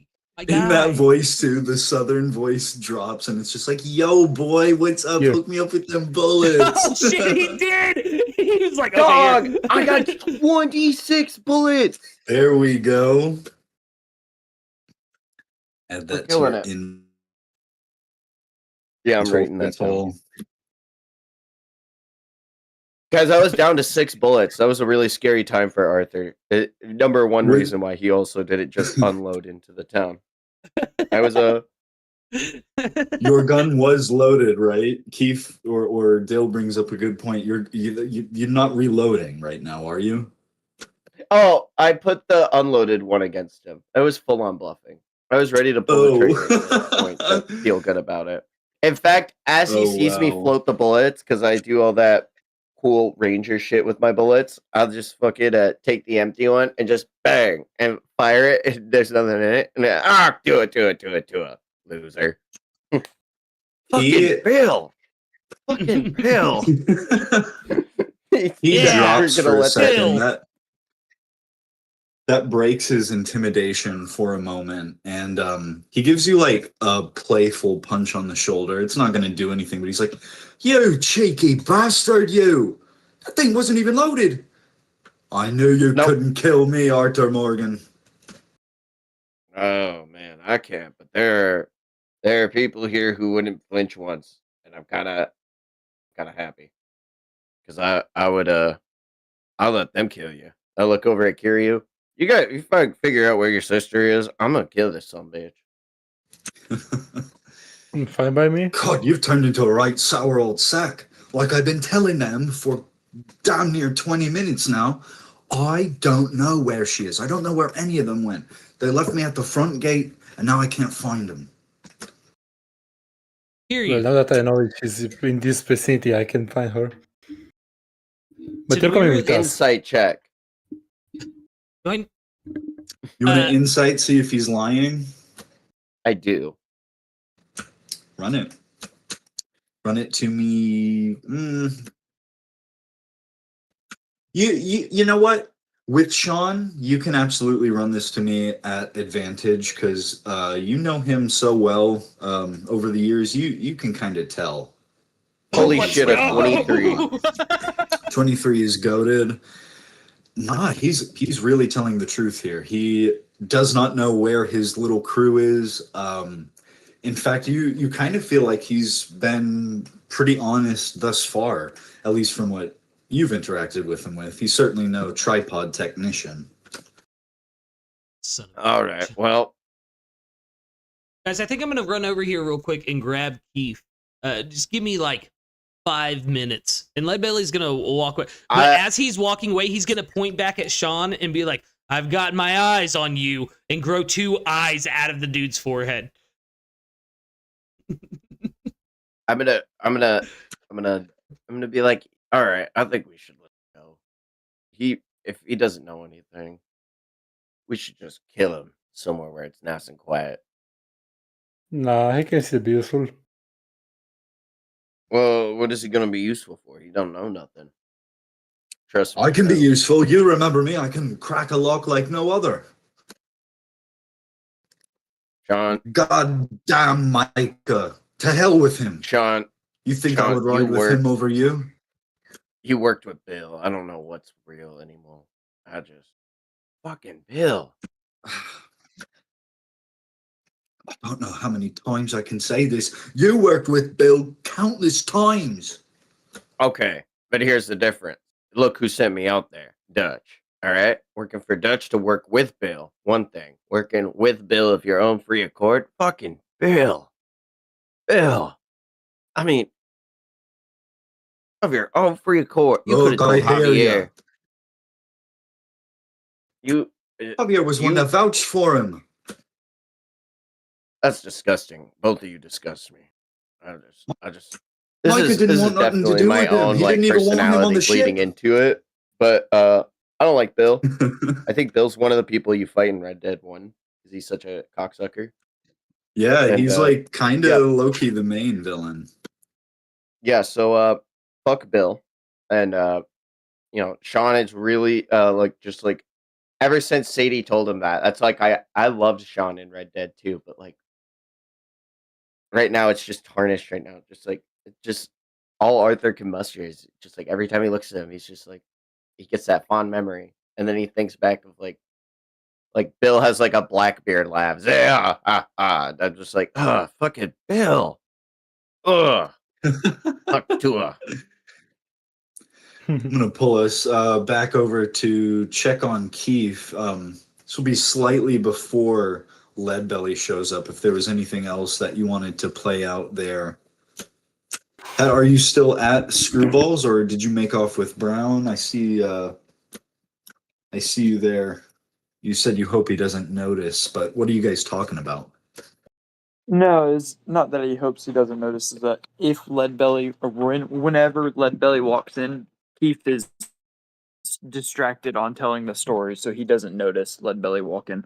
But it's just he's Gotcha. gonna kind of like he's gonna give the Cliff Notes version to Beetle Brown, like no hard accusations, just what the information has been gathered has led to so far.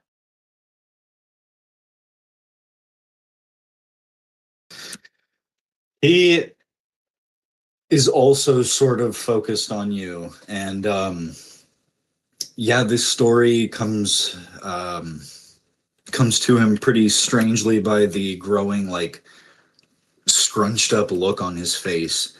And we'll say, Leadbelly, as you return here to check on things, of course, you see Brown. You arrive just in time to hear him say, "Okay, Kief, sure. Let's just take a moment and pretend to believe your story. What next? Iron giants attacked Mary Joie 100 years ago? You gonna tell me you believe that little story too?"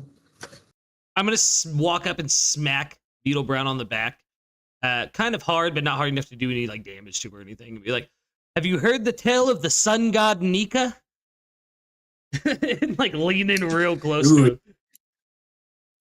He recoils in disgust at your touch, like he Oh, full nice. on like flinches away, like yeah, he does the whole like being move. He like twists his body up and he's like, "Ugh, don't touch me, swine."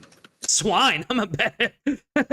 That's funny coming from someone I can outplay in my sleep. Kief, my brother, how did the conversation go? I see the lovely lady is still here, and I wink at Marianne. Well, hypnotism.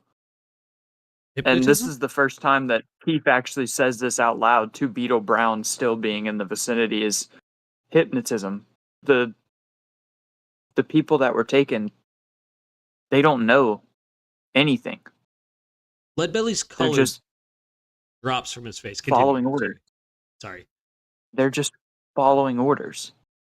Almost like they're enslaved after being freed from being slaves. They're not enslaved. This is worse. Ooh. Don't you understand? They've taken their will entirely. When we were slaves, we still had the will to survive, to keep going.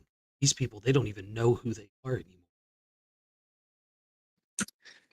Nick is going to lean forward on his elbows, and he holds his hands up and he says, okay, now wait just 1 second. I'm not quite giving this fella here, and he points at Beetle Brown, not quite saying he's right in doubting all this that we've collected here, but let's not get ahead of ourselves. That is You a say pretty get ahead? outlandish claim, Kief, no? Well, think about it though. They go around touring the world on this grand tour. They're going to be going to places where there's more people. There's going to be going to places where they have to have more security. And what are they Beetle going to do Brown before interrupts you, and he says, "That's what happens when you're trying to make history, Kief. You go to I places get with it. people."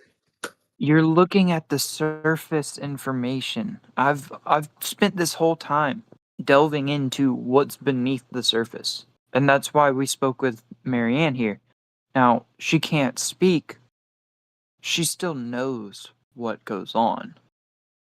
And even more so than just us as performers of one portion of the circus. She was almost at the top of the circus. And her fall from grace seems orchestrated by someone in charge. I need an active perception from both of you. Kief, I'll take it at advantage. Me as well? Leadbelly, yours will be flat. Okay.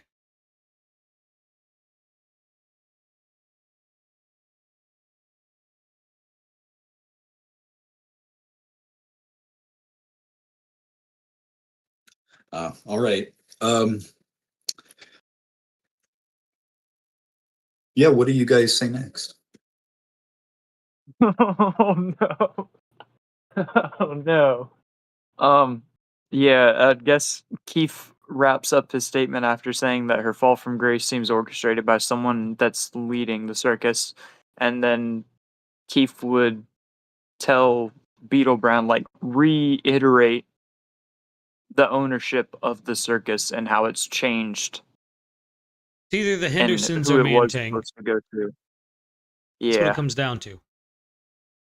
I think we've been And too he's going to look indirect. to him and say, the Hendersons are the ones benefiting from it.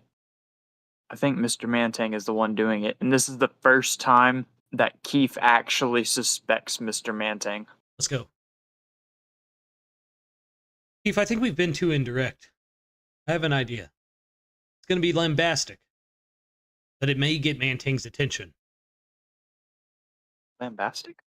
Lambastic. Let's say showboaty. I am a showman after all. Well, remember what I said earlier, Beetle Brown? Why not play with someone who's better than you? Oh, shit! That was not me. That was it, Leadbelly, in character, going like, oh!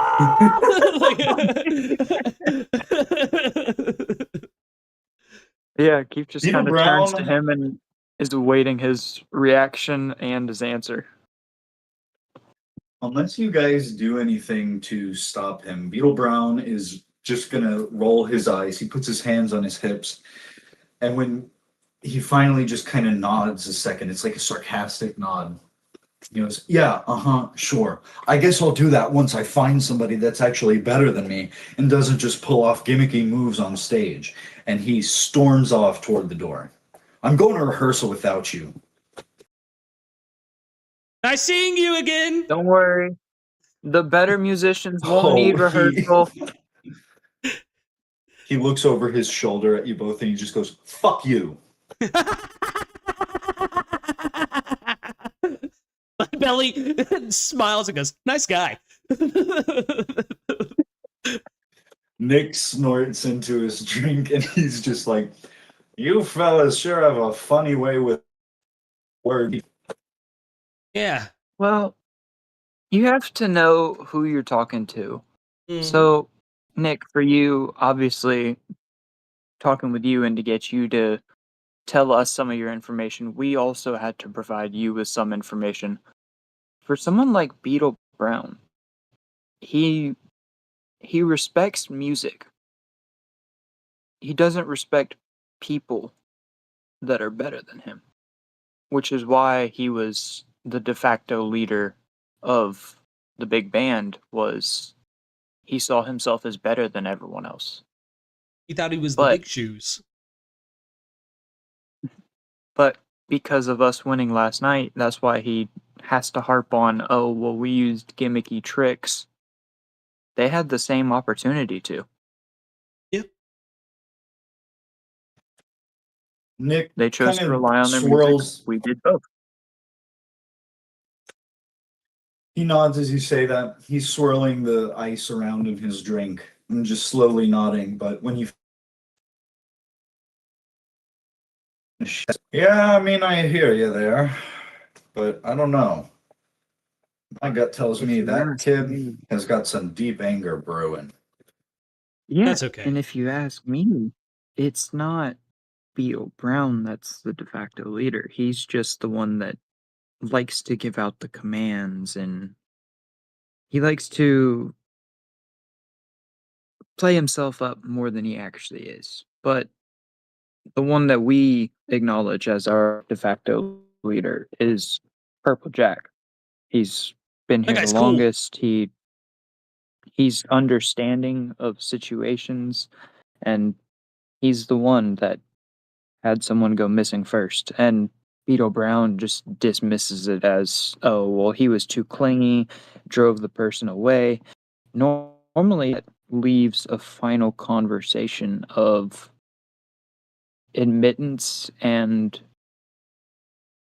looking inwards of he wouldn't still be thinking that the person is missing had they told him that they were leaving.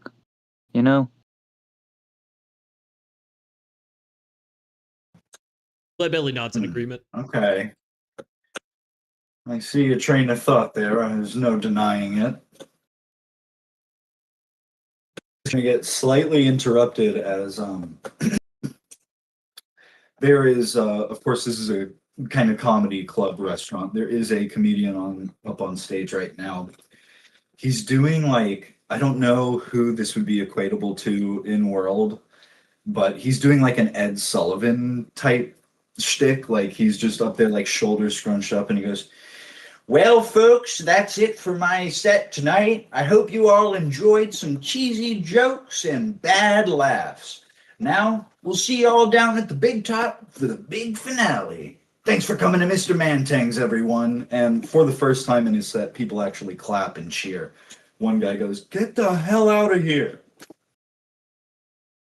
Leadbelly yells, "Fuck that guy! You were awesome!" Performer recognizes performer. The comedian, as he's like walking down the stairs, he hears you and he'll just give you a wave. He's like, "Thanks." I wave back. I didn't hear a single joke. Neither did I I. told. As Keith leans in to tell that to the rest of the table. Marion Lorenzo just holds her head in her hands as she like shakes her head a little bit and does another painful cigar switch out, you know. Oh God. And then she puts the new one in and lights it up. Marianne. And she finally just What exhales. the fuck? Yeah, dude, she's a bit of character. Marianne, are you going to the show tonight? Are you going to close up Screwballs and head to the big top?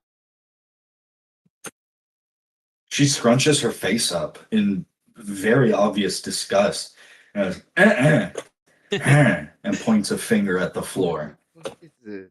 Got to clean. Okay, I see what you're saying. Staying here. Yep, you're staying here. I'm going to lean in close to her and say, listen, as a new friend, I advise you get out of here. And get out of here. I say this You're calmly. serious in that warning? Yeah, it's not like a threat or anything like that. It's genuinely someone who has some care for her, telling her like, hey, you may want to get out of here. I'll need a persuasion. My heart's telling me If it doesn't- disadvantage. I will take but I think I'm disadvantage. gonna go I flat. can Flat. Okay. I could say a line that makes it flat, but the line I was gonna say is, well, yeah, I mean, think about it. They already made it to where you can't talk, but you still told what you knew. The next step, I guess, would just be to take you out of the picture altogether. Oh God, to be honest, if you say that, it gets advantage. Oh shit. I didn't realize you were gonna say all that. Still 20, but Okay. Yeah, it's like this is Still 20. what the signs are leading to. Like they already made it to where you can't talk, but you just told us everything you knew. So now they're just gonna eliminate you. Like that's where Kief's mind is like, yo, they tried to control you, they couldn't control you, they're taking you out. She starts to shudder noticeably at the table. Her iron brace jaw kind of clacks a little. And she seems like she doesn't look any different, but the facial expression she's making now is a lot less like tired, self-assured. She seems fully awake now, very scared. She looks like a new person in a lot of ways. And unless you guys really actively like keep her there or want to say anything else, she scurries off from the table and nearly topples the stool she's sitting on over with her. yep, she got the message, I think. You ready to reunite with everyone? I'm not going to lie, Kief. Hey, I'm about to wait, make a okay. big scene. Do you have any more of those growable appendages that you Oh, yeah, of I course. remember you threw one on. I think it might be helpful. I point at Marianne and grow an ear on the back of her neck. Okay. Gotcha. Marion Lorenzo has a ear. So yeah, you want to head to the big top, Bill? I'm about to disrupt some shit. I'm just gonna warn everybody. I'm down. You kind of said I that don't know. in game as well, correct? I Or leaned were those into both above table? I leaned into Kief a little bit as Marianne ran away and was like, I just want you to know I'm about to cause a ruckus Right. kind of thing. Wow. Nick is looking at you guys in a different sort of light himself. He's got like a little grin playing on his face. He goes, "You guys aren't typical customers, as they say, are you?" Ah, man. We're pirates. I've seen. In another I've life, maybe I'd have been a seen, pirate eye. Hey, if you ever have the calling of the sea, you're always welcome on the sea's requiem. That's my boat. That's our boat. Our boat? Kief Yeah. says kind of like he turns and like is the glowing face of like Luffy whenever he's surprised or something like. Is that a name? Yeah, I found it in the Discord chat for the Leadbelly Pirate. Well, it's called the Leadbelly. It's really the Sakura Pirates, but I found it in there where we all like agreed on that name, but we still all call it the Belly Boat. Yeah, I think that's the first time you've mentioned it in game. Oh yeah. Yeah. Correct me if I'm wrong, but I think so that as was well. why I was continuing to refer to it as belly boat. It's official though. You guys are sailing on the Requiem now. Yeah. See, I'm gonna bid Sorry, Nick go ahead, Lucas. adieu and tell him the same thing I told Marianne with a lighter tone than what I said to her because we've built up more of a rapport. But you may want to keep a distance for a moment. Well, I I'll mean- keep my distance, but I ain't running nowhere. Whatever you want to do in that big top, I'm gonna bank off of it and do my own thing. Let's reunite at the end of the night, see if we can't come up with anything new. I got you. I think that'd be a good distraction. Is while the grand finale's going on, that's when we put the plan into action. Is because we won't have to worry about the civilians getting in the way. We can worry about Mr. Mantang before he goes up on stage for his grand finale song. We can deal with him either after or before that. And y'all don't have to be on stage. Mm-hmm. Listen, I'm gonna disrupt the. I'm gonna like as we're walking to the big top, say this to Kief. I'm gonna say, listen, brother, I'm gonna disrupt this performance, and I need to get as many civilians out of here. I need to know if I should do what I want to do before the show or during. What do you think? I trust your judgment.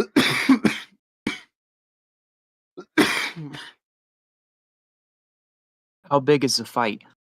As Kief like kind of drops the happy-go-lucky demeanor and is actually announce getting to the whole serious about this circus. now. I'm gonna announce to the whole circus what Mantang's doing. It's gonna take a lot out of me, but I can do it.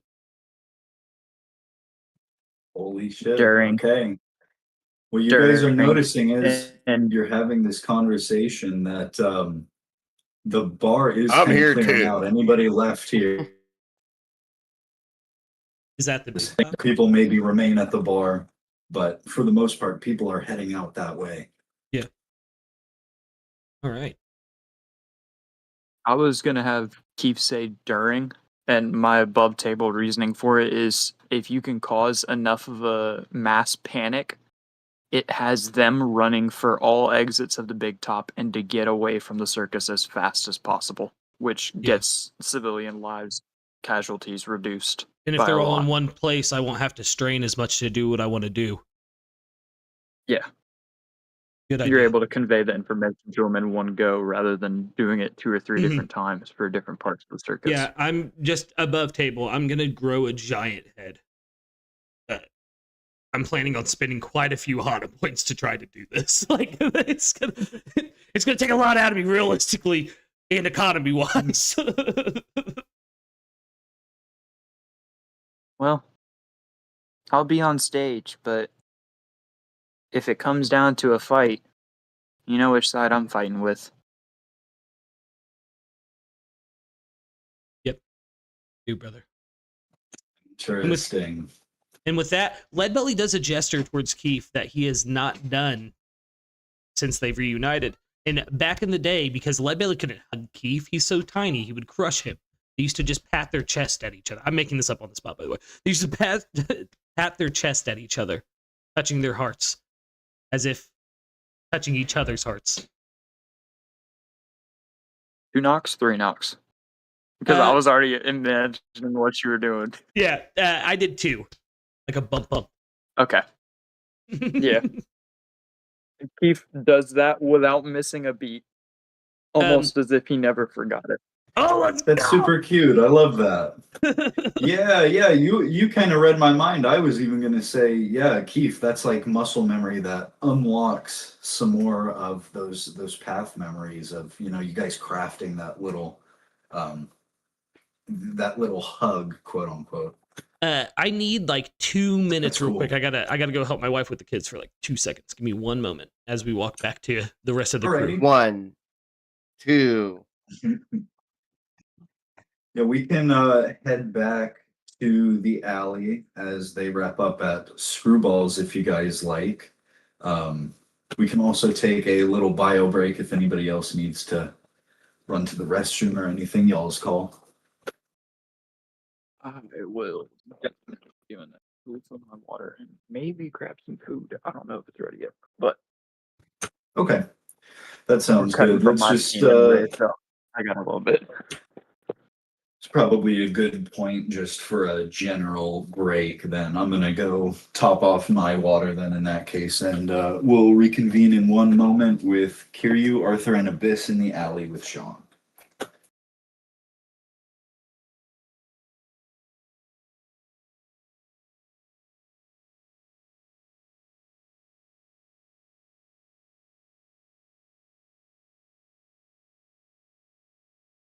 Don't forget to like and subscribe. What race is Moonkeef exactly? Is it Tantata? Or just a small human? Yeah, Keef is a Tantata.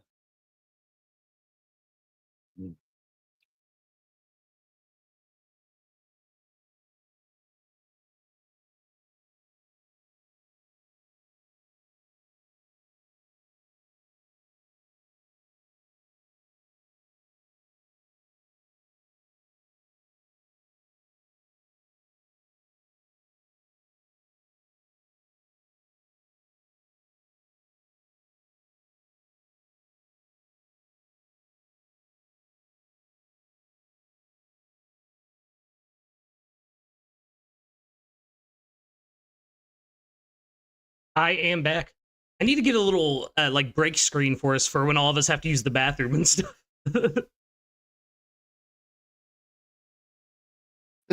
The Sakura pirates will return shortly. I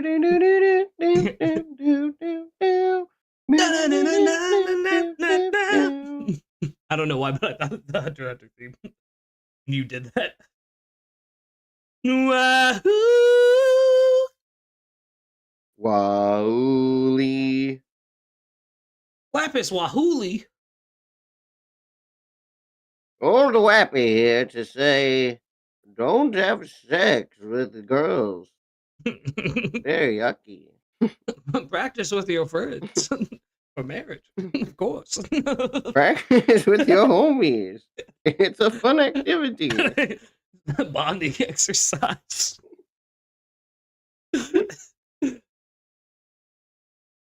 Bonding, it's all the same thing these days, Old Wappy.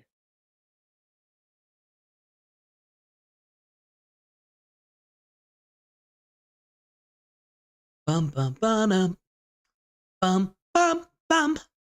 Banana. If we could copyright wise play Overtaken, that would be what's playing right now as the crew reconvenes in front of the big tub.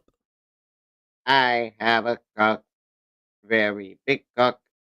I have So, a cock. I actually had my own inspiration for that the other day as I was like, yo, he really can play the drums of liberation by himself for Leadbelly. Oh yeah. Just the bongos. Dun dun dun. Dun dun dun dun. Dun. Boom boom. Because he has the 3-set bongos, so he can do the high pitch one too. Mm-hmm. Alrighty, are we all back? Big cock. Really Big cock. Yes, yeah, we're all back. Yeah, you guys, anybody outside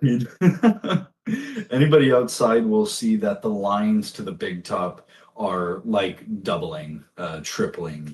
Big Um, as you guys exit Screwballs, you'll notice that the end of the line is right there in front of you. You even notice the family of the guy who like spit at your feet, Leadbelly, and he's kind of complaining, I told you we should have gotten in line an hour ago. This is ridiculous. We're never going to get good seats now. As I walk up to Guys the crew, over in the alley.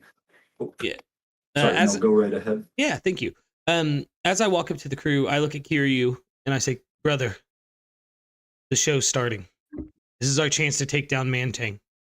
I need to know what you want to do about this. And I like thumb at him, at Sean, and then I go, you have that on you though, indicating the Viver card without saying so that Sean doesn't pick up what he has. Is she headed this way? Well, I look at the Viva card. It is blowing slightly to the south now. Oh, I see. Yeah, she's really close. It's close. Should we wait here for her? This is our opportunity. No, I'm going for her, looking for her. Okay. Meet us back here. About midway through. Kief, how long is the performance?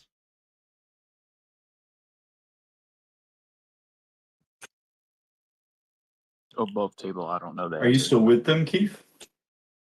Yeah, he's with me. You I would assume know. so, and that you would Okay. like finalize the plan before going in there, because the last quote I gave to Beetle Brown is, "The better musician doesn't need rehearsal." So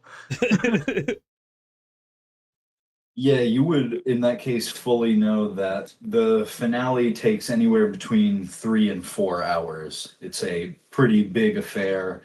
And then afterward, there's a little lull and then a big fireworks show at midnight. Okay, so game plan then, Kiryu. Meet us back here in an hour and a half, 2 hours tops if you can. I know you can do it. She's close. At that time, and I look at the rest of the crew when I say this, I'm going to disrupt this circus. I'm going to try to get as many of the civilians out as I can. Then we fight the biggest battle that we've ever fought. But never in my life have I known more than right now that this crew, our family can do this. That we can win this. But only if we all do it together. And when I say all of this... You know who could also help get a lot of civilians out? Who's that, Arthur? Now hear me out. It could be the Marine. I have a plan for that as well. I'm going to make a big message. We got to work with them. Yeah. Remember, me and you had the conversation with their leader, and he was more worried about his troops than the normal civilians. But if we convince him that we can get his crew back and the civilians back, he might work with us. That's what I'm thinking. During my message, I will call out to him specifically and see if he will help us. Yeah, me and Kiryu put the fear of God the first night we were here, and then I got scared of the clowns and ran away. That's okay. We think they're under hypnosis. He found out a little bit more information. No. We have to try to wake them up. These are people's children. They're brothers. They're sisters. We have to wake them up. So, like, Captain, I use guns. This is a real moral quandary for me. Leadbelly puts his hand on Arthur's shoulder, and he's like, listen, Arthur, you've got some crazy stuff coming out of those guns. I'm sure you can figure out something to do some non-lethal damage and just knock them out if necessary, because they will be coming at us. This is crazy, but I'm going to tell you, all ranged attacks are lethal damage. Damn. Just non-lethally shoot a guy in the head. Yeah, shoot him in the shoulder. Like, you know what I mean? Like, shoot him in the knee. Oh my god! Can I call shot? Is that something I can do? I guess, but I don't think that works for getting non-lethal damage. But all ranged attacks are like I have a dagger. Yeah, you could like hit somebody with like the pommel of your dagger on the head or something, or do them out in that way. I mean, a call shot, I'm not gonna bar you if you're trying to like score a kneecap shot or shoot someone in the foot and just keep them from like participating, but it just might not always work out in your favor. No, it'll really just kind of depend on I'm gonna be real with one, y'all. how If I much can't damage, shoot my two. guns, I'm kind of useless. Nah, just aim for the big ones, my man. You know, the heavy hitters. Big ones? What do you mean Yeah. big ones? Dude, that It- spider those guy could we be someone's saw? brother or someone's sister. No, not the clowns. I'm talking about the other guys, like the acrobats. There's a bunch of entertainers in the circus, and I'm pretty sure all of them are evil Yo. and in on this plan. Isn't that one guy still here? The one who tortured you? Yes, I think that's what he just torture. talked about. Henderson. Okay, table, he so just said I'm the gonna spider be guy. real with y'all. Dibs.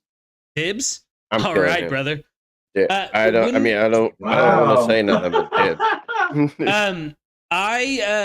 When I was giving my big speech, I was planning. Me and Cody got real cool, hardcore to that roleplay for a second. I was planning on using this. It's inspiring leader. You guys will all gain 12 temporary HP. Nice. Insane. Be sure to add that to your sheets, y'all. That's awesome. Yo, how many temp hit points is that? 12. Whoa. 11. My bad. 11. 11. Sick though. I thought I was at a 5 already in charisma. I'm not. Oh yeah, those birds fucked me up. Oh yeah, Captain. There's big birds on this island. Birds. Also, if you whistled at this point, I think Lead Horse would have had to have made its way here. Has Lead Horse made its way, Mikey?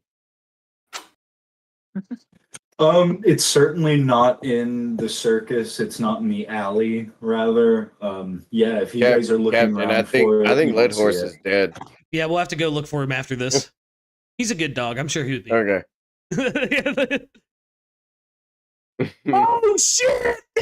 I forgot about him. Yeah, Do that. it's just such a Lead Horse. I give since I He can has only, the shadow. Oh Yeah, my god! I can what? give Yo, that. while they're talking about it, you see him just like sipping on some. Stubborn. Oh, you guys want lead horse? Oh, well, here. And just snaps and he appears. My Is he noble here? dog. He's here? That's pretty well how it happens. Lead Horse arrives alive, but quite terrified. He whinnies and starts stamping his hooves as Oh yeah, I'm he's hogging very right now. sound That's man, fucking got crazy. attention. Oh, what's going on, The buddy? darkness is Sean- your friend, Lead Horse. Sean will pipe up and he's going to say, "What the fuck is that thing? What can he do? He teleports other things? He's like a little fucking alien." Nah, he can rip your He's your limbs. torturer. He's my friend. And that, yeah, Yeah, he that- is our friend. Shut up. Well, I should hope so. He would suck to have as an enemy. You're his enemy. Shut up. Yeah, you heard that he's And he just... Say what, Josh? I'm saying he's not your ally, at least. He kind of stoops down to get on Chibi Abyss's level, and he puts on this smile. He goes, "Hey, come on now, lad. You and me could be friends, right?" Oh. I don't like how tall you are. Yeah, tall people are weird. He just looks at Leadbelly and points, and he goes, "You must hate that guy." I'm just No. over. I'm literally like ignoring him and just play with Glory, and I'm like, oh, who's a good girl? We got the horse back. We didn't let her die. Yeah, I'm No, kind we of petting didn't. Lead We Horse, gotta trying to go. calm his nerves. I wave at Lead Horse. I'm like, yeah, nothing weird happened, right? Nothing crazy happened. The poor thing's shivering. He must be cold. This is gonna whisper to Lead Horse. The sights you saw before you got here. Tell no one. Oh. The horse's eye rolls into the back of his head. I wasn't going to do this until Abyss said that, Leadbelly, but I know you're trying to pet him. As Abyss says that, I'm going to take an animal handling from you, unfortunately at disadvantage, sir. Oh no, I suck at these. Wait. Can Kief give advantage or I don't know. Seek the horse. I could try. I was gonna ask if I could have 11. made the animal handling as well. but that's unfortunate that it's not disadvantage. Any of y'all could also just generally like help Leadbelly, Yeah. and that'll. I would too. help Leadbelly because I'm Arthur Morgan. Okay. I know about horses. Absolutely, that Canonically. makes a lot of sense. Yeah, but this isn't a Canonically. horse, though. This is a Dog. It's a dog. dog. Yeah. Yeah. But get the jokes out of the way and let's actually like give the flat roll. Come on. So would we just Yeah, take the 23 then? Yeah, no reroll necessary. We'll Okay. roll with that 23. Leadhorse is still pretty shaken up, but your comfort, Leadbelly, it does strike something within Leadhorse. He calms down. His legs kind of stop stamping as much You as they see, nothing are. weird happened. We were roaming the. I'm gonna be real with y'all, Captain. I really tried to make this riot happen, but I couldn't even make my way to the rest source without something coming up again. It's like Skyrim. You ever played Skyrim? Yeah. Wait, Yeah, the what? board game, and like. yeah, I played that on I Torino. love that. That's canon now. Skyrim is a dynamic open world board game in One Piece, 100 years Yeah, before the and you canon. just like you keep trying to go fight dragons, but like another person has their like another settlement has come under attack, and this Preston Garvey guy's there, and it's just I can't handle it. Like I keep getting side questioned. Wait. Boy over here thinks he's Ryuma the way he was slaying dragons on his little board game. But Hey. I was the one always taking its gold, wasn't I, Arthur? Yeah, but I mean, we couldn't compare to Hosea. I mean, he did play a really nice high elf. What do you call himself? He just had good hands. I know Almor? he was cheating on those dice rolls.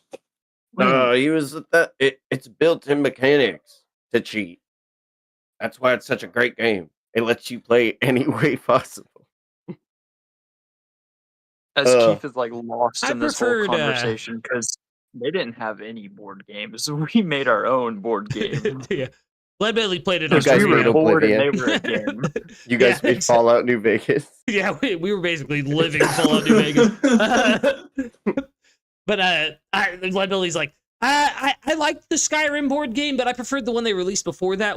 Morrowind. I think that one was really good. Or was it Oblivion? Morrowind was alright, but nothing compares to the classics. That Daggerfall. Daggerfall. Oh, yeah, Arena. Arena? How old are you? 109? What the hell?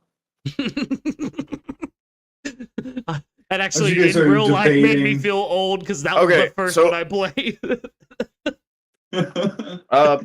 Game is plan. all Sean. We're about No to start shade this. here. We're about to start this shebang. Yep. We're gonna. Yeah, as you guys are debating board games, we got the horse. 3 figures come cartwheeling past. They don't fully like scare Leadhorse off, but he kind of gets re-startled up as these very strange looking figures join you all. They're all about 4 feet tall, maybe different by like an inch or two. And they're all like kind of strangely blue, but they do look human other than that. They've all got this weird smile on their face as they stack up.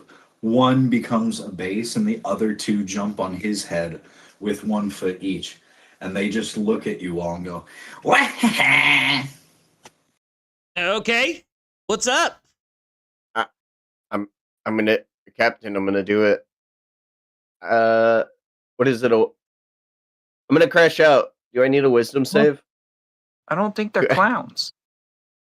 They're scary. Kief said that. Yeah, did you ask if these guys are clowns? Is that what you said? Cut out a little bit. Are they clowns? They don't look like clowns. No, they look freaky a little bit, but they're not instilling any fear in you that a clown would, Arthur. Oh, all right. Well, Wait. As you like guys- Kief is trying to place who or where they're from. I'm like, do you guys need something? Can we help you? The one who is like acting as the base, he stands on one foot and points with his big toe. You also notice at that point they're all barefooted, and he points his big toe at the like side entrance to the big top, which you guys are all kind of like standing in front of, blocking. Oh, my bad, y'all. Yeah, of course. And I like open the like flap for them, and if they do go inside, I'm going to follow them in. I was gonna kill him. Good thing you did it. Yeah. Is Arthur pulling on him? Oh my god. Unless Arthur Nope, pulls I'm on fighting them. the urge. I'm fighting the urge. Okay. Leadbelly, Commendable. as a good captain, sees that Arthur is restraining himself, and he feels commended. They do this weird hop step now where the two on top, they like join toes with one another and then reach down and grab their compatriots' hands, and they do like a 2-1 like tricycle step of like cartwheels almost. They are clearly very agile just from this strange kind of inhuman move as they head inside. Yeah, that's what I meant by Kief, you naturally recognize these guys as the Lorenzo triplets, part of the trapeze show, as well as Marion's children. And they just head on inside the big top. And I heard Leadbelly is Kief will following them. I was about to say, Kief will kind of whisper to Leadbelly as they walk in, and as he's starting to walk in, and say, "Those are Miriam's children, the 3 triplets. They're trapeze artists." Should we kill them now? Should we not let them in? Nah. Ignore what I said in the chat. Dill said that as I was sending it. No, I'm asking Kief. I'm like in hindsight, we're gonna have to kill him later anyways. Like we just know that. I mean, those are the kind we kill because they're not mind washed. They're just freaks. Yeah, but we have to give them some. Should we give them a choice? This is conflicting. You ain't so pretty there yourself, Arthur Morgan. Be careful how you cast stones. Here, you should go look for your sister so we don't have to hear this annoying guy anymore. Probably gag Yeah, him I'm as out well. of here. Yeah, I'm can gonna- we leave? Yeah, I'm taking shut some him time. off. I'm leaving. Arthur, let me stay with you at least. I'm I want gonna to see rip- the finale. a small piece of like the bottom of my pants that have been like dragged through the mud off and shove it in this dude's mouth. There you go, Kiryu. Oh goodness. Just for a little bit of peace. Yeah, do you want to tie him up and leave him out here, or do you want to use him? No, I'm taking You him use this with guy? me. Okay, Kiryu. All right, you go with Kiryu. I'm not getting separated from the captain again. Also, we lost Spenny. Guys, nobody found Spenny. Yeah. Well, I Hopefully have a feeling we're gonna find everyone. soon. Yeah. I think they should all know by now that we're going towards the big top for the big finale. So I expect. Why do I get this bad feeling in my chest that Spenny's dead? Said that about Leadhorse though, and Or he's a okay. clown. If he's a clown, we'll free him. He's kind of How already are a you clown, gonna right? liberate him? We I'm gotta doing figure good. out. No. We have to figure out a way to break the hypnosis. Sorry, yeah, go ahead, Mikey. No, after y'all. I'm sorry. No, it's just that damn Discord lag. It Yeah. always gets me. We were just chit chatting. You're good. All right, so we're starting Um, this. We're doing it. As we split up, you guys will head inside. I'm gonna stick with Kiryu and Sean for a moment as you follow that Viver card. The line is really long. Obviously, you know that. People are clamoring to get inside as you kind of step back out on the main rug road. Yep. I have no business with that. Yeah, if you're just following that Viver card, it'll just keep saying south pretty much directly on, and it really is pulling at your hand.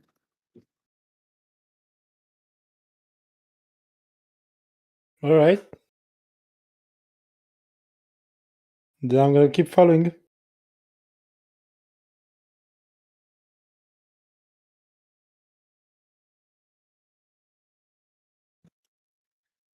You kind of see that it continues to point south as you head across, maybe parting through the line.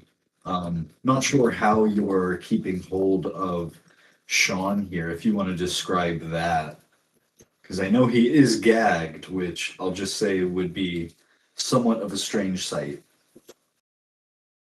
I mean, I'm not really. I'm just. I'm not really holding him. Like, just a hand on Okay. his shoulder, and that's it. Gotcha. I know he's scared of me. Nice. That's the thing. He's gonna pull the gag out and he'll just kind of toss it aside, kind of like tap tap. I promise you, I'll stay quiet. Just don't want that in my mouth. And you guys make your way toward this big arena that you've probably noticed while you've been here at Mr. Mantang's, just walking past. It is guarded by plenty of clown guards. Even now, on the night of the finale, there's a full retinue at hand there. How you follow the Viver card, let's just say it kind of guides you what you think is around the arena. If you were to come to the side of it, all of a sudden the Viver card changes direction, pulling toward the arena. All right, then I'm gonna go through the main entrance. The main entrance is guarded by no less than 10 clowns, all armed with either big scythes or swords or guns.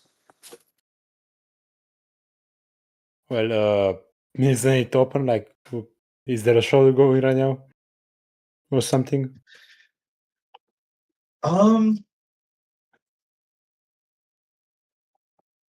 I suppose there's really no way you would know that. Do you just want to like head up toward the entrance?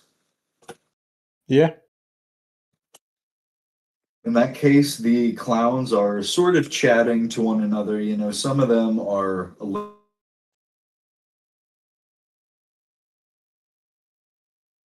see you two coming, and one of them steps forward fiercely, raises his weapon up. He's one with the scythe. He says, "Oi, turn back. This here's closed, don't you know? Henderson Family Arena ain't Oh, putting on shows no more." well, I was here actually, today earlier, and I forgot my wallet there. So can I go Oh, take you it? were here earlier today and you left your Yeah. wallet. Yep. Oh, yeah. Likely story, buddy. Keep it moving. Go check out the finale. It'll be a lot more fun than this boring old arena. Also, can I ask why there are so many guards here? Another clown has noticed this. Pretty much all the clowns there at the front gate now have, but this second one steps forward. He goes, as a memento to the Hendersons, but they don't use it anymore. Used to put on, you know, like races, gladiator shows here, but I mean, the thing ain't been used since this place was the Henderson Family Circus. So, yeah, sorry, we can't let you in. Nobody goes inside. I see. Right, then I'm gonna leave and try to make my own way through the side. Okay.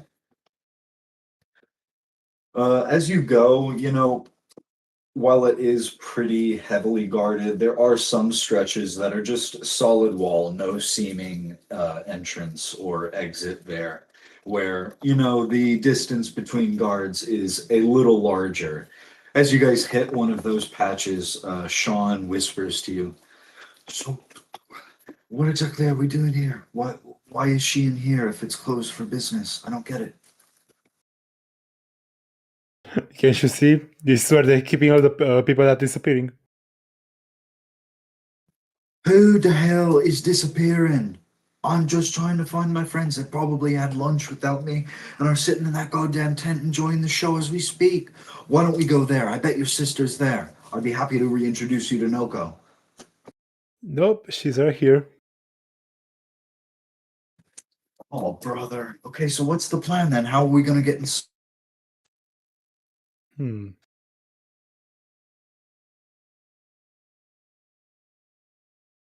Nah, I'm thinking of just making a hole in the wall.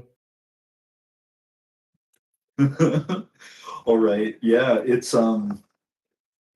is made of hard stone walls. You can see where like the curved piece is sort of its own piece, and then the straights are their own.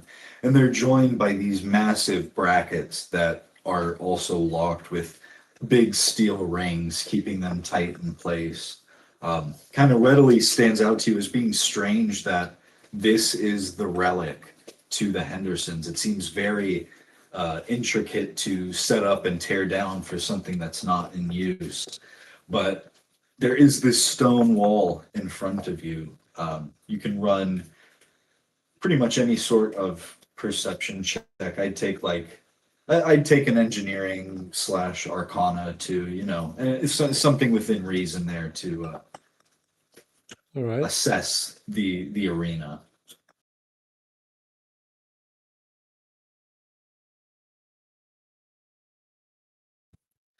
$17 isn't bad. You think perhaps some brute force might work under the right circumstances, but it doesn't seem like a totally surefire plan. Your eyes do kind of go to those joiner rings and the seam in between the two pieces of the arena that are joined. It is a really tight seam, but you can see a pretty solid line running up and down the entire side.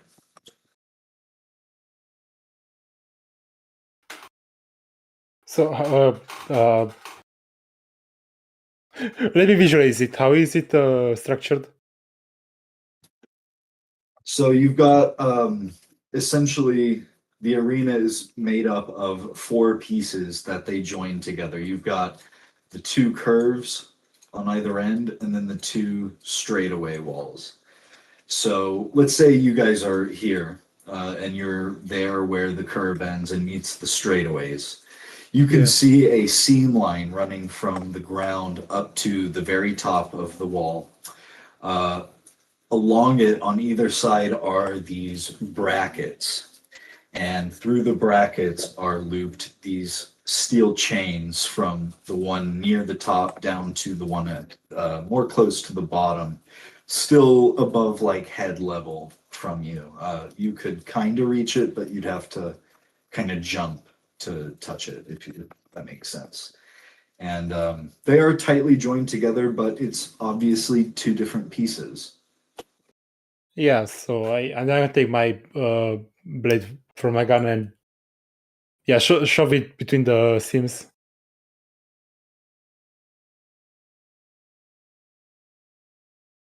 I'm gonna try to shove it. Sean puts his hands on his hips and he's just like, I don't know if that's gonna work. I mean, this thing is pretty damn big, you ask me. And I'm pretty damn strong.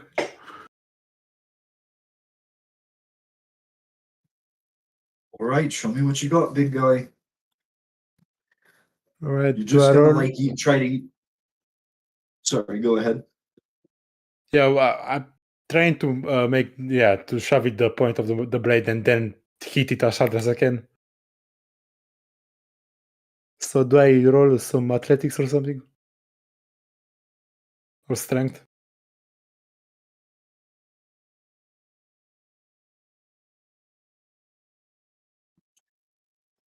Yeah, I would take an athletics, or let's just keep it simple with an athletics. All right. 21. 21 is pretty good. This was an incredibly difficult one, though. Nice. 21 doesn't get you nothing. You are able to part that seam and increase the gap up to like over an inch.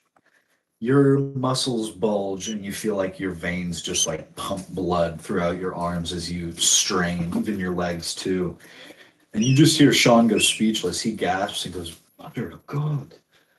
But it is incredibly hard to keep that up.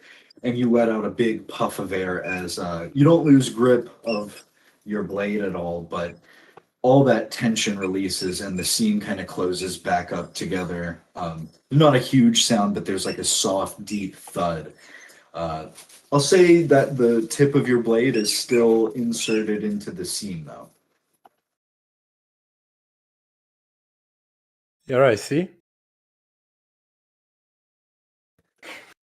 Well, don't expect me to help you. I don't think I'm going to add too much to that, but hell, I wish I had some bourbon to give to you now. That would help.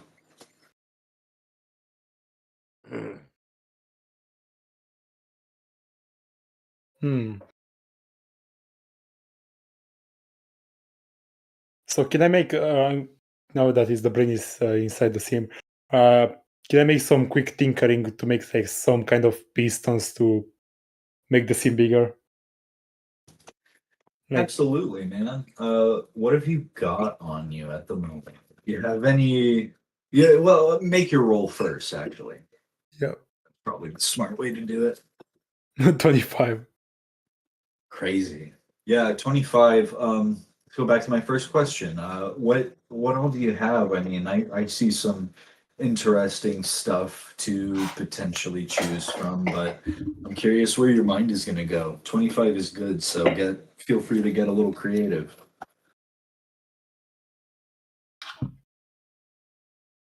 Well, I guess with my Tinker's tool, I should have some tools that let me break open stuff.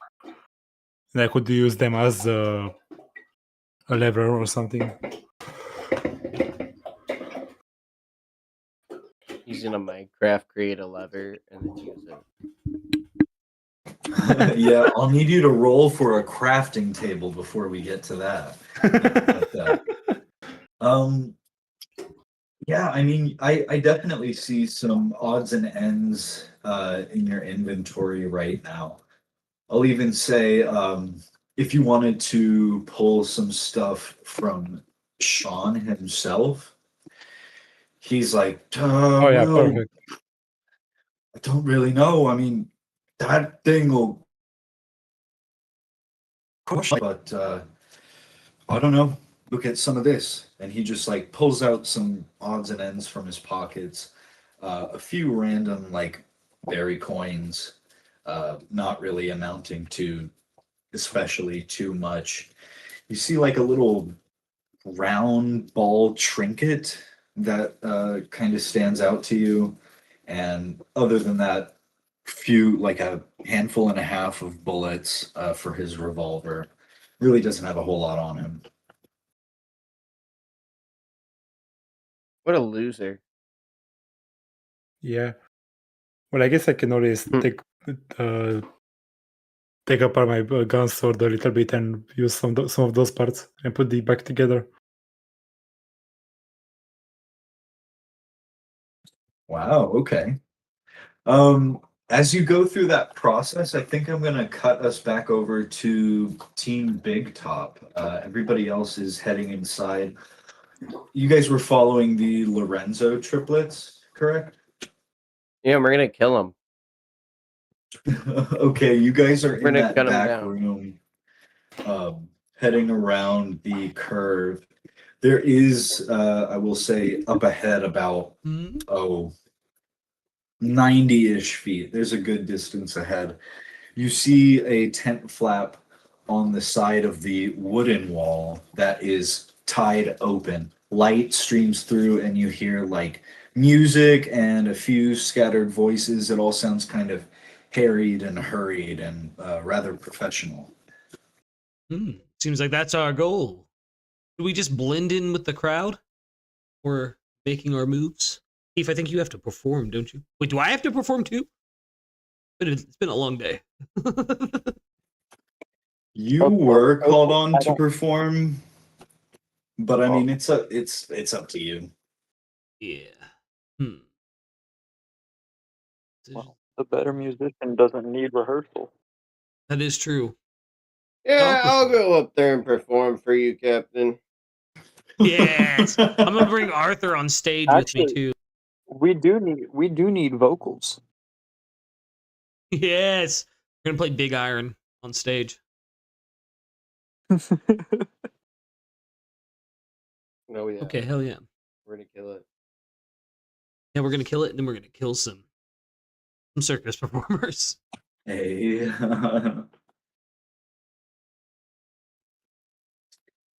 Well, if you guys continue on, letting the Lorenzo triplets go too, if you head to that open door or just like head by it and look through it, you'll see the interior of the big top. It's a massive tent. It seems even bigger on the inside somehow, but certainly makes sense. There are tons of empty rows of seats up and down, lining the entire ring of the circus. In the center is a big platform raised up slightly, and above it are a bunch of trapeze instruments. I'm not sure what they're called. The big rope swing and the cable walk, and there's like a in between two poles across the tent from this door. There's like a net suspended between two poles. There's also a stage, and there are a bunch of people on stage, members of the big band. You guys would see the starlets as well, and some of the clowns are filling in for the empty spaces on stage. You see a few other notable administrative figures as well here. Like government?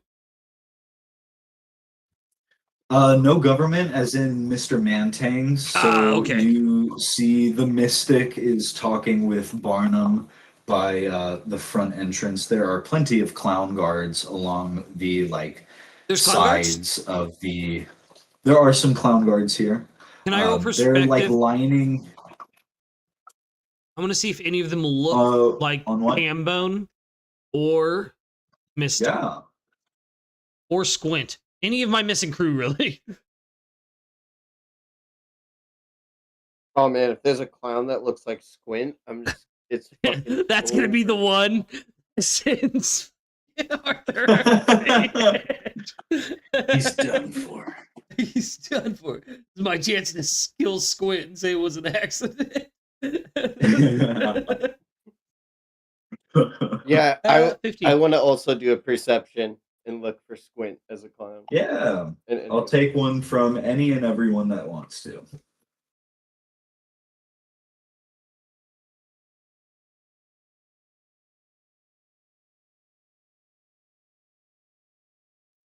Wow. Nice. I'm gonna kill you. 24 is pretty good. Abyss, feel free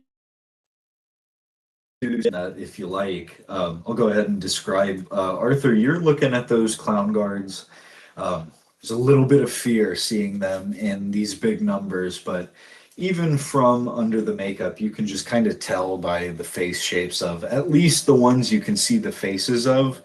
You don't see anybody that stands out as recognizable. Seems like just a bunch of clown guards at the moment. Intriguing. Yeah, nothing there either. Captain, these guys are a bunch of lame-o clowns. Yeah, but like I said, they might be somebody's family or something. We don't know how many of them are. Give it back to him in a box. Oh, no. We don't know how many of them are civilians and how many of them are, well, just clowns. It's going to be impossible to decipher.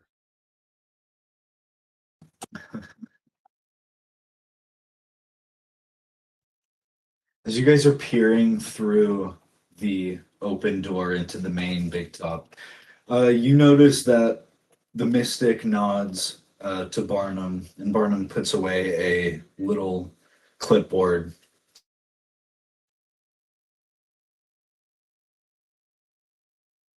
It's not that to pour in. More than that, Leadbelly, even though you didn't notice anything regarding your crewmates off that 15, as you look around, you do notice a strangely familiar person in the stands, missing his typical many legs. You do see Mr. Henderson just sitting with his hands clasped. He's got very long legs. There's a double joint in them pretty noticeably as he sits there. And he just kind of hunches forward. You get a shiver down your own spine of fear at the sight of him. Arthur, look. Gibbs. Yeah, you can have that one. Gibbs. And as you guys are looking through, seeing the guests start to file through and be guided toward their seating zones, you hear from behind you, "Oh, friends, I'm happy to see you made it to the finale. A few short, I notice. I hope everybody else can make it as well." Yes, of course. Who's saying If you this to me? turn around, folks, you would see that Mr. Mantang himself has joined you here. And he just beams at you guys, his arms spread wide. I'm not hugging you. You're Yeah. weird. "No hugs necessary, good sir." And he takes your hand, Arthur, and No, shakes Arthur! it. Nope. No, not letting you touch me. I don't like being touched. Sorry by about kids, him, Mr. Manting. He's a bit of a what is it called? A germaphobe. A germophobie. Yeah, it means Well, I hate now, I people don't who fuck with appreciate clowns. xenophobia. The Germa people are very kind. They helped us get Oh, no, across no. the red line. I mean, like, there's little thingies that are everywhere that we can't see. Yeah, clowns. Oh, And you shouldn't germs. see clowns ever. No, that's Yeah, the one. clowns are germs. So, No. you seem to know about our crew missing? Of course. I've been scrambling around like a chicken with its head cut off all day. I'm so sorry. I know you had wanted to talk a little more. I heard from some of my staff. It's just, with Bailey gone missing, perhaps defected, I'm really not sure. Some of the more security-focused tasks fell on my shoulders. You see, I wasn't even able to join for rehearsal. I think it will go fine, though, for our first finale in Rashwan. I'm glad you guys could be here. Come. I've already got your friends sitting in your section. I picked out really good seats for you. Come.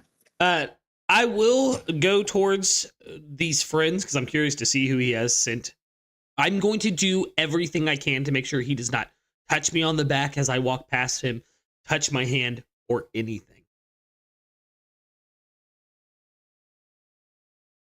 Let's go to our seats, boys. He'll head past you guys. He doesn't really try to touch anybody else. He's just nodding at you all. Heads through the opening and he turns to the right. And as you guys follow him, he leads you to a section right there, pretty much front row. You got a great view of the main performance platform. And you see none other than Elder Squint sitting with some reserved placards all around him, eating a bucket of popcorn. And he chews and waves to you guys. "Hey, you guys, come on in. We saved some seats for you." No Spenny. This is bad, y'all. Squint! Where's Spinny? Where's Tweedledum?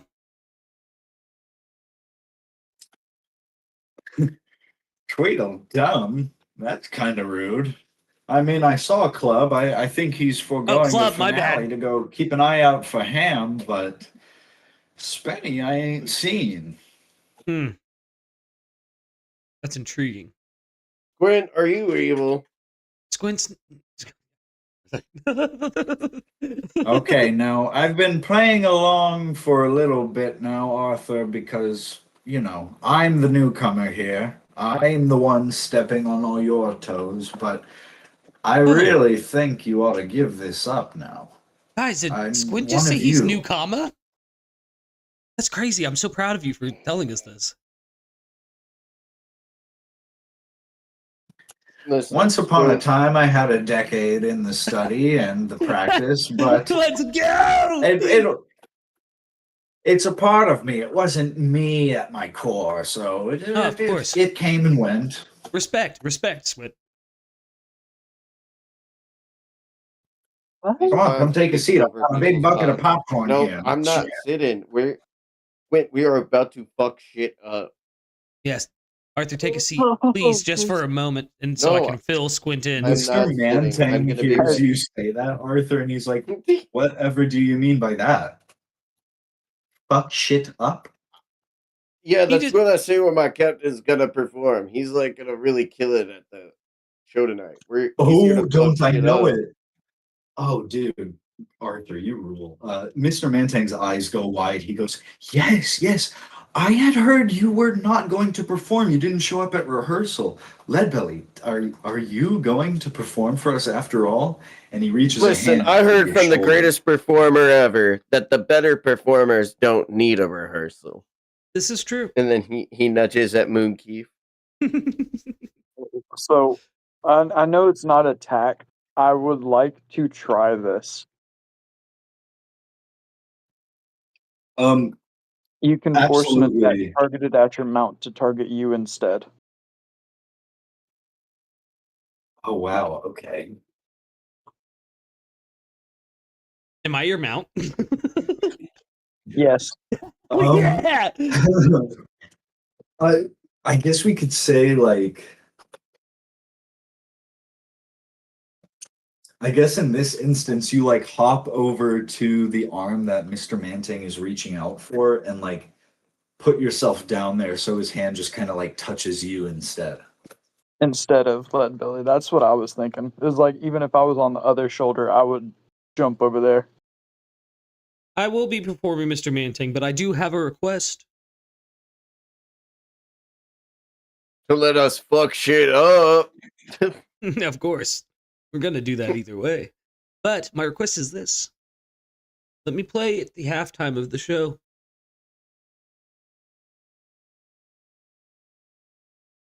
I want to give these people the performance of a lifetime.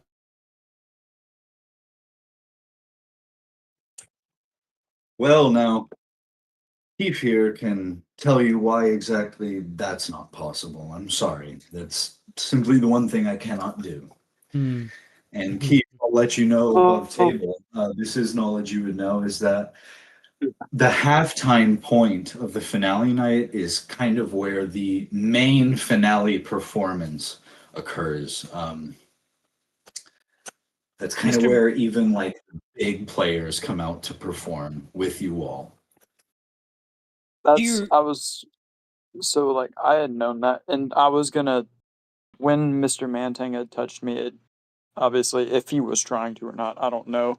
But after Leadbelly says that he wants to do the halftime show, and Mr. Mantang's like, I don't know. He's like, well, we outperformed the big band. Could we open the halftime show? Wait, Mr. Mantang, do you yourself perform in the halftime show? He gives this big dashing smile. Oh, well, didn't you know? Yes. After Henry the Horse gives his little show, I am the main star. Maybe I could segue. Let us open for you. Yeah, exactly. We can open it up and get everybody hyped for the big show. That way we fuck shit up so you can fuck shit up. Exactly. It's a cascade of fucking shit up. A fuck shit stack, if you will. The ball is rolling up. My old friend Sisyphus used to say that. Yeah. Wait, you have someone named the Ball? No. As Keith looks around, expecting to see a pearled wood somewhere. No. Yeah, Kief, it's a manaphor. Manaphor? Manaphor. Manaphor? Manaphor. Manaphor. Like it's a Scottish last name, Manofor. Like Anyway, Mr. Mantang, you're gonna let us open up for you because it's gonna be awesome. You're gonna love it. I promise you. That way, too, we don't have to That, share my the friends, stage. I can agree to. Yeah, that way we don't have to share with Beetle Brown, because me and him, I don't think he likes me very much, which I really don't give a No, fuck. in fact, everybody is very upset with you for not making it to rehearsals, Leadbelly. I'm fine with you, but I'm just letting you know, even Henry the Horse is, forgive my French, pissed. Well, I told Henry a Horse to his long fucking face that it was my decision if I wanted to play or not. Of course, I hear you. Don't mistake me, but So we're gonna everybody open had up it for you. set in their minds. Yeah, of course, Yes, of course. absolutely. How Perfect. about this? You should play over the trapeze show. Oh, that's Give exactly. it a soundtrack. I trust in your Perfect. improvisational abilities. Oh, I will And those definitely give it a trapeze score. triplets, they're not. What are their names again? I'm forgetting. Trapeze triplets. Definitely not called like the Flying Graysons or something, right? No, And they're no, not gonna have no. a son that comes Those after us. are the famous. Those are the famous Lorenzo triplets. Strange though they may seem, they are staples of our acrobatics show and very talented. Of course, Yes. there is Ned, Spud, and who could forget Tid? Tit? Oh, good old Ted. Tid. Tid. Yeah, their mom. Tidd, named for his grandfather. Well, yeah, their mom. Wonderful woman. Very, Miss very Marion. Oh, the poor enlightened thing. person. Is she hot? Incredibly so, incredibly so. She was. Mr. Mantang just turns his head to you. He just keeps a blank expression on his face. Oh, I but he say doesn't she respond to was that verbally. out loud and stare down Mr. Mantang when I say it. He turns his neutral stare back to you and doesn't say anything. He eventually So, Captain, goes, you "Oh, telling me you got a little piece of the trapeze? She got a trap jaw, if you know what I mean. No, no, I did not. Oh. I killed Dill. Fucking All right, Christ, bro. Dill, by the way, before I forget, you were touched by Mr. Mantang. Yes. And you said Yeah. that you were beginning to suspect him yourself back at Screwballs. I'm gonna need a Constitution save at disadvantage. Silver. It's the first one. It's an 8. Oh no. You feel foolish. PG. You realize like this is the Mantang you've always known. He's a little on the theatrical side, but at the end of the day, he is a ride or die. You can't believe that the conversation got to anything he is doing being akin to slavery. And you're not doubting that there is something wrong here. Don't mistake me there. But you feel, ooh, what is this? He's in his shadow too. Let's go. Yeah. Oh my. Well, yeah, it would I'm still gonna take be. this opportunity to do to Kief what I did to the guy on the roof. I'm gonna go back beyond his ears. Are you sure about that? Oh. Yeah, you know what? To help you flavor this, Abyss, throw out an insight check. There's not really a way to fail this, but I'm curious how high your number is.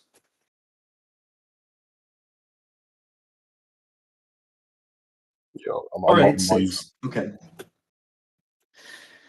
You have just been soaking in the scene here. You know, there's that little bit with Sean outside.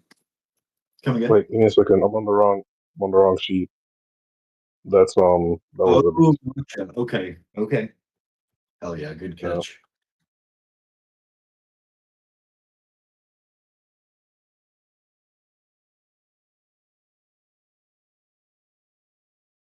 Should have rolled by now.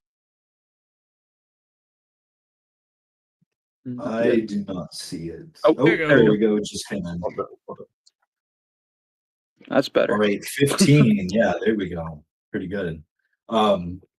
You've been gathering up whatever you can of whatever is going on here. You know, that mission you have and your obligation to Morley is still pretty prescient in your mind, of course.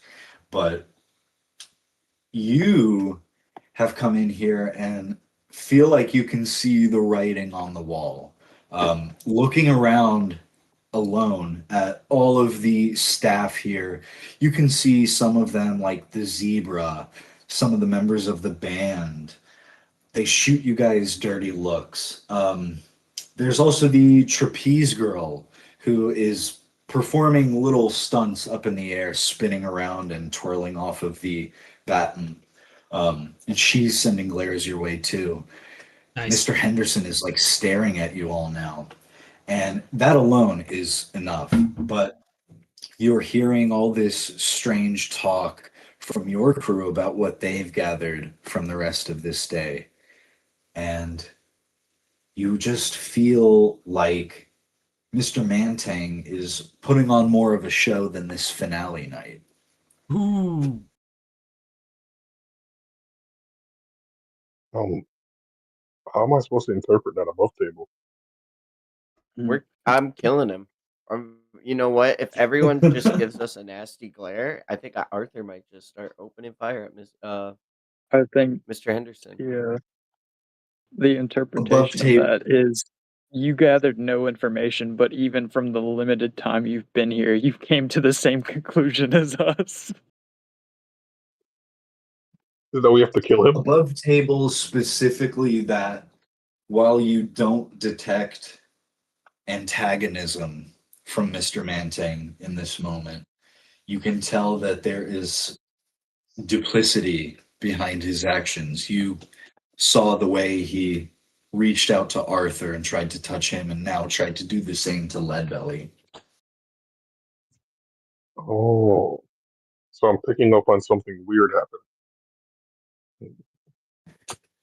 Yes, and there's even with a 15, I'll even just add last thing that there's some dissonance here with what you're picking up on for sure, specifically with Mr. Mantang. But your gut is just screaming at you that it's odd, it's off.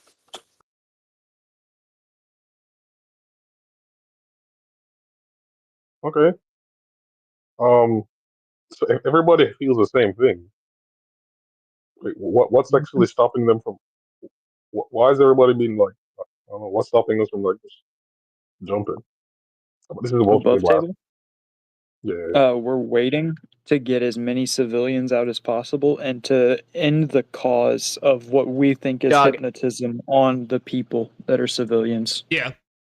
I like real shit. If I feel Mr. Henderson though, like just glaring at us.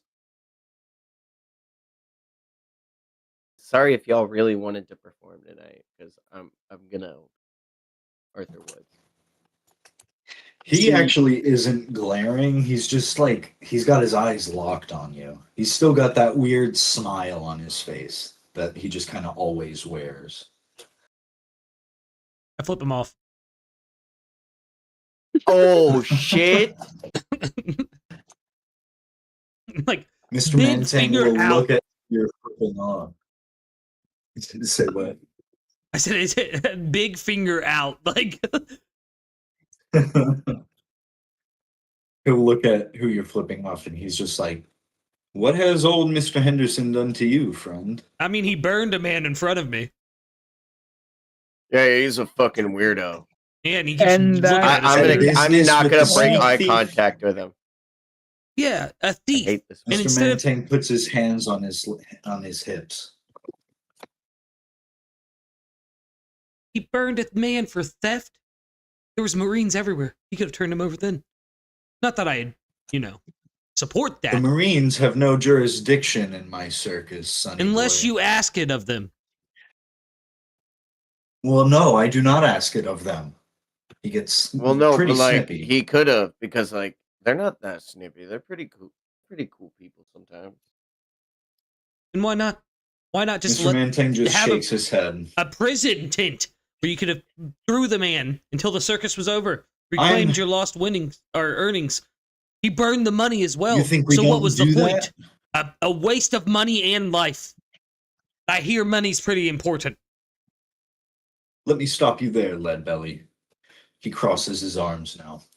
Were you aware that that sneak thief stabbed a young server at Screwballs in order to get that money? She bled out. There was no hope of saving her. Ami, that was her name. She was treasured. She was a mother. And that's tragic. But you didn't know that. No, I didn't. It was I more did not. about loyalty. Understandable. I feel like it could have been handled a little differently, though. Into the grotesque nature. He murdered I them. appreciate Well. your understanding. I will agree that his methods are quite brutal. Before he lost his mind, he was a respectable member of the Henderson family with some quirks, and he was a gifted fire breather. Of that, his mind has still retained at least. Seems like quite a few of the Hendersons have something wrong with them. Well, yeah, but that has nothing. That has nothing to do with Mr. Mantang, though. As Kief is now like fully buying into the charm. No, indeed. I thought you were saved with the Edict of Domination. Yeah, that's true. Yeah. You So you don't have to buy into it, Oh. Dill. You're safe. Then yeah, no. Then what gonna hold Kief that says back is then? it's not that. It is. Yeah, it is. Well, the Hendersons just work for Mr. Mantang, and really, they it's kind of a three-sided front. As Kief turns to look back at Mr. Mantang. This guy is I can't wait to open for you. It's gonna be so great. It's gonna be a lot Make of sure fun. Mr. Henderson's there. I want to show him what's up. Maybe it'll rouse his spirit. Yeah. Maybe we'll show him a new path. Mr. Mantang's smile and jolly nature is back, and he claps his hands together. I look forward to it. I'll go tell Henry what the new plan is for the itinerary, and we can get you both on stage immediately. He looks around. The big top is filling up very fast. Some people are even resorting to standing in the little ground space between the bleachers and the performance platform. You also notice, I'm going to do one thing real quick.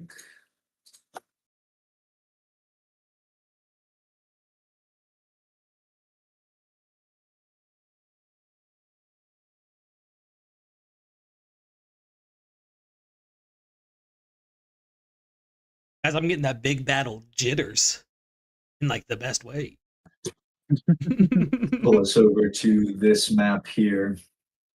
Kind of a condensed version of how you would be viewed, but if you guys want to go ahead and throw your tokens down on the gold down there by Mr. Mantang, this kind of gives you some idea of placement at the moment. Place is filling up fast. Everybody on stage is still doing like little things here and there to ready themselves.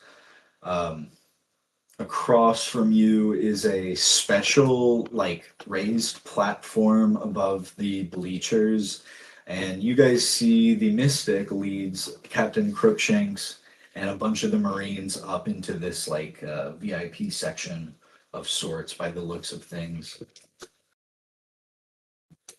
Buzz is building in here big time as Alima Henderson lands with the Lorenzo triplets, and the four of them just kind of get to talking. You can't make out what they say. Let me get Elder Squint down here as well. Are we able to converse with the other group of musicians, or me specifically? Am I able to there and talk with them before either of us perform? Yeah, sure. It's going on 7. I'll say that there's like less than 3 minutes till 7, which gonna- is kind of when things That works. really kick off. You I'm you gonna can go talk and chat. before Kief leaves, I'm just gonna like kind of give him the notion like, hey, if you want to warn him, that's okay, but make sure Brown doesn't find out what we're about to do. Understood. Why would I jeopardize Captain's plan? That's my boy. As Keith hops down and runs over, he's gonna run straight past Brown and say, "Good luck. You're gonna need it." As he runs by, Ooh. and he goes straight up to Purple Jack and June Red and Porky Blue, and he says to Purple Jack, "The gone are not forgotten, and they will be reunited." And on that, he runs back over to the group. Interesting. Okay. I will make special note of that. Yeah, time is ticking down. Anything else anybody wants to do before 7 o'clock? Yes. I'm gonna say one last thing to the crew. Guys, we go out there, we perform, we get back over here, and as soon as Mr. Mantang and the rest of them take the stage, that's when we really perform. I thought we open up on the halftime and we all go out there and we fuck them up. Hey, if you want to opening rage, gunfire at the halftime. I was about to say, if you want to rage, we can rage. Like it's like, hey, here we are We for have the to halftime show, and bang. That's the point of us getting the civilians out first. Is we're trying to limit the casualties of Yeah, people that I'll aren't open- involved. Don't worry, I'll open the halftime with the warning instead of the performance. Okay. It's great and all, but Alright. there are tons of people here. Easily over 1,000. The place only starts to feel bigger rather than more crowded. There are just so many seats left to fill, and the line is still so long through the door. But the seats are filling fast at the same time. Twist. Keith will tell Leadbelly the line he gave to Purple Jack. Nice, good stuff. Hopefully he gets the message. I would hate for him to get stuck in any kind of crossfire. I have a lot of respect for that. I don't know if June Red or Porky Blue would have caught it, but oh hey, Henry. He comes clopping up to you guys, still smoking that cigarette. He always got one in his mouth, and he just kind of leans toward you, Leadbelly, and he taps you on the chest.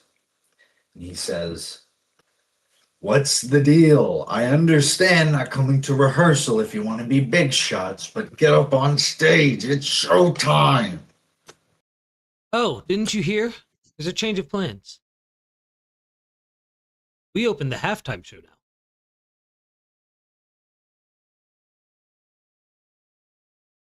Or is that now? So I thought maybe I misunderstood, but I thought you had said you were going to do your own rendition now for the trapeze show, and then at the halftime point is when their like main performance at the finale started. Okay, gotcha. Ooh. I'm fine with this because then we can use Serenade of the Captured to start the show. And then your announcement during the halftime portion could recall back to Serenade of the Captured. Yes, I'm in. Okie dokie then, Henry. Just Fucking remember, zebra, huh? just remember, He's also Henry. a chain smoking zebra. Just remember, Henry, those who are not quick-footed often get trampled. Yeah, whatever. Spare me with your book of fucking limericks. I don't even know what a limerick is. I don't think he does. Oh,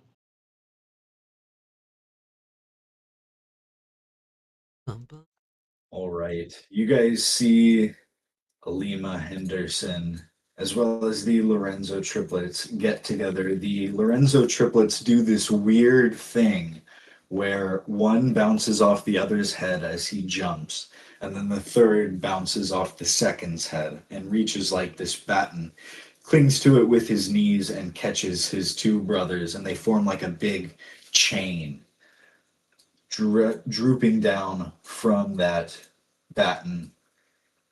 And the lowermost Lorenzo triplet, you guys probably aren't sure which is which, except maybe Kief, but I don't know. I would probably roll for it. Either way, they take Alima by the hands and they start like winding her up to toss her up to the higher act.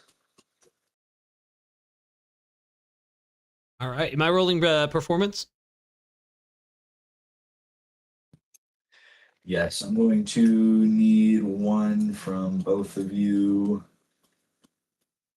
Was Arthur really going to sing as well? I'm down for it if so.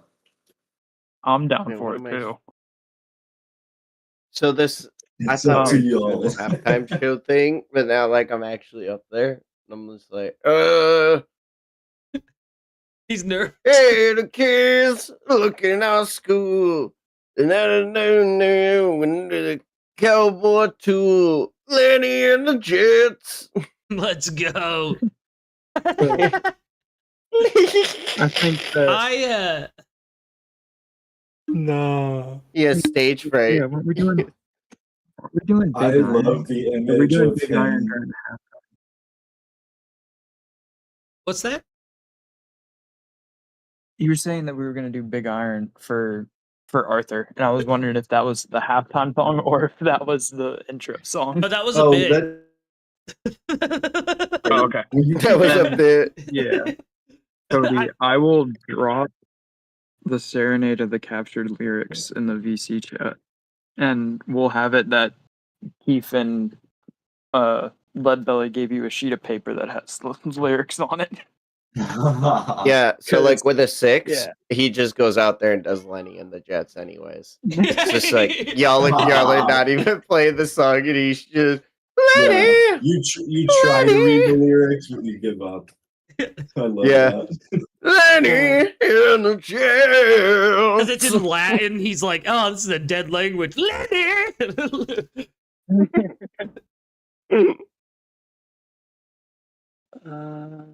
Don't.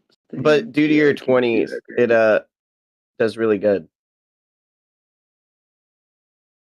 I think we need Kief's performance still. That's a history. Oh no, you are right. I definitely yeah. And you are left.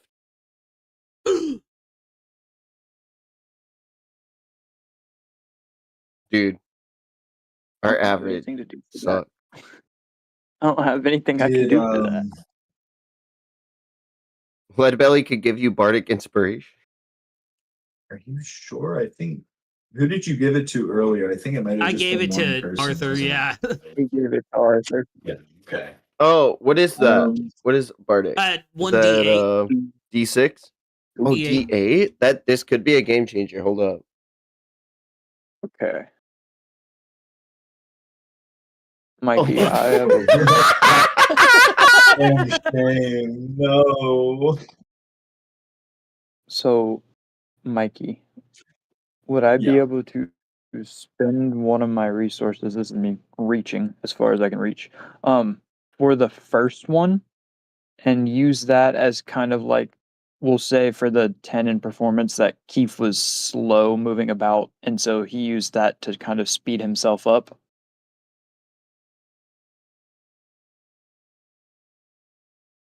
Just for his drum kit.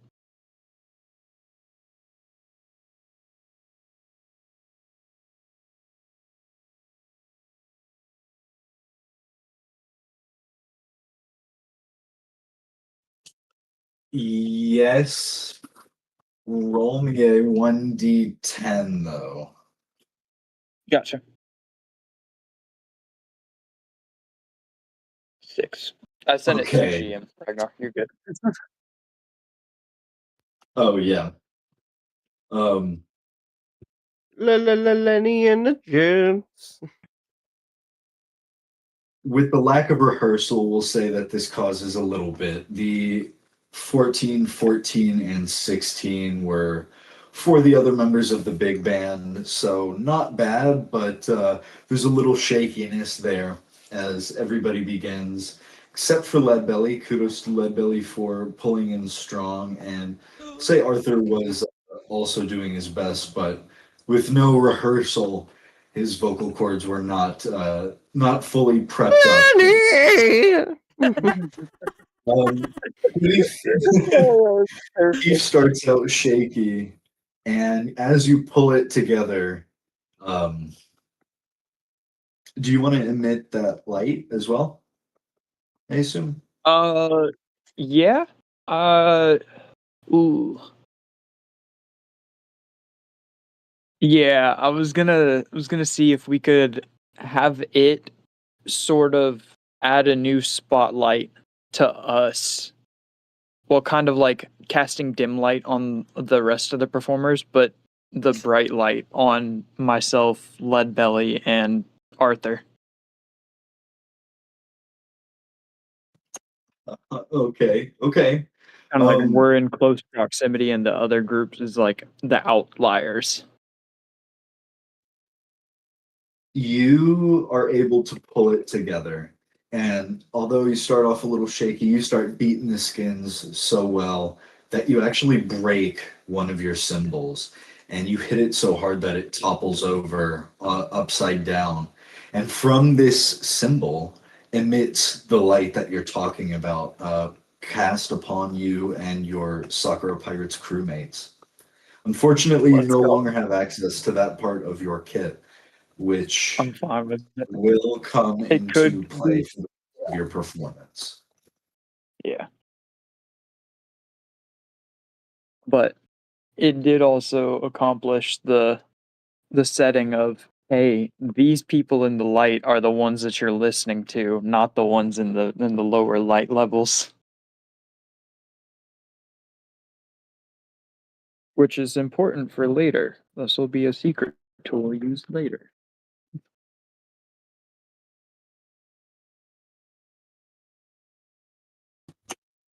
The crowd does cheer as you guys perform, and things get kicked off. Alima begins twirling around in the air as you all are her soundtrack.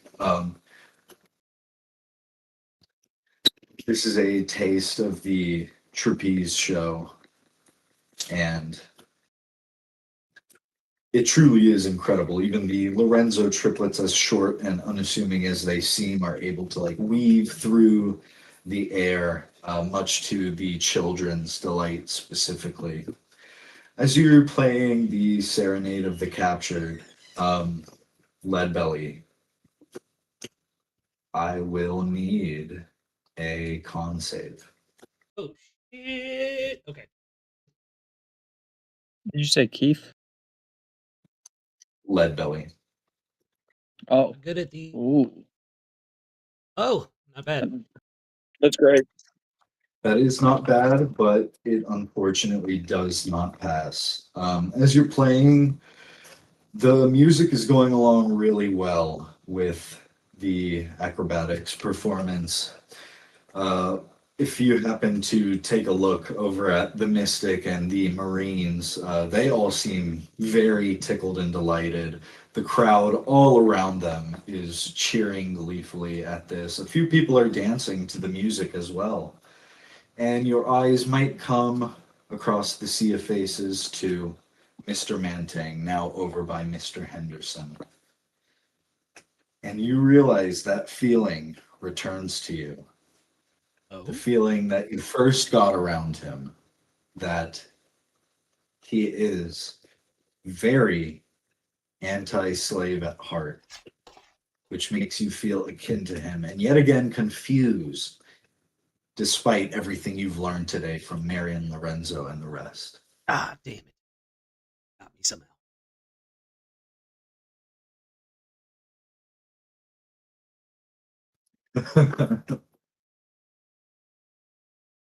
Yeah, I just kind of silently contemplate it while I play, really unsure, knowing that I have to do what I have to do still, but feeling almost a bit of remorse at the fact that I have to do it.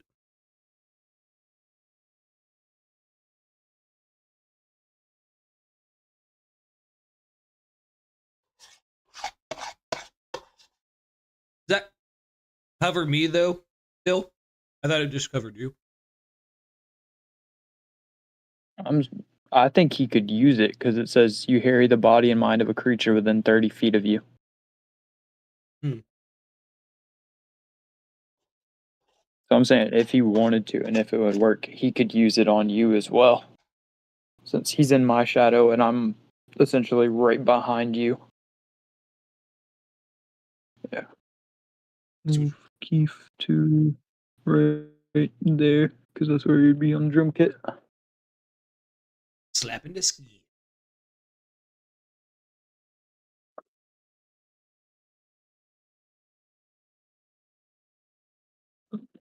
Well, in the meantime, in between time, while we wait on the ruling, Kief's official band, like his official musician, like role, he is a concussionist.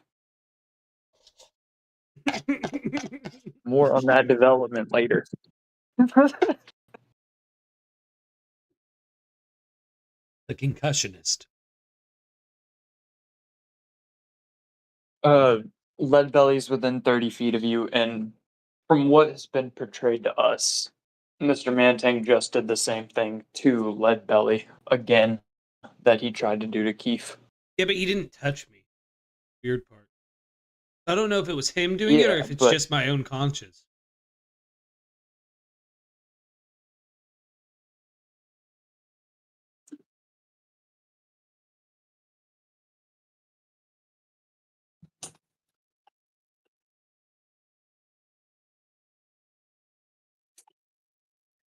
So what we thinking? Is there a contingency?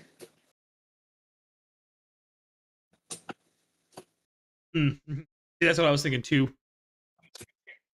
That's solid reasoning. Yeah. Yeah, we gotta put it off for another several nights. No. This is going down. Like I said, I feel remorse that I have to do it now, though. Like, you know what I mean? Like, it's gonna happen. But now I'm kind of like, is Mr. Mantang my true target kind of thing? Is there anything else you guys would like to play out before the halftime show? I'm good. Lenny and the Jets. Arthur's All right, getting more so into it I guess as he eases on the stage. Yeah. This is kind of a touching thing because you said that the symbol fell on the ground. Is it like close to the drum set still, or is it like almost in the rug road portion? No, it's still on the stage. Okay. It's like Then for like whenever we all hop down to do the halftime show, Kief will reposition it to where it's aimed directly up. okay. Ragnar.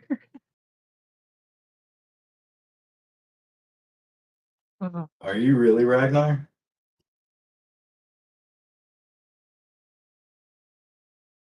He's a zealot. Yeah. Roll me a religion Yeah. check if you're serious. I am Oh my so dead god, ass. this is crazy. What? Oh, he's actually playing it out Oh, too. yeah, let's go. Oh yeah. Yeah, That's so cool. my intention with kind of repositioning the symbol is so that way whenever Leadbelly does do his whole mouth portion thing above the arena, is that Kief can shine a light to call people's attention to it, just like he did with the light on myself, Arthur, and Leadbelly.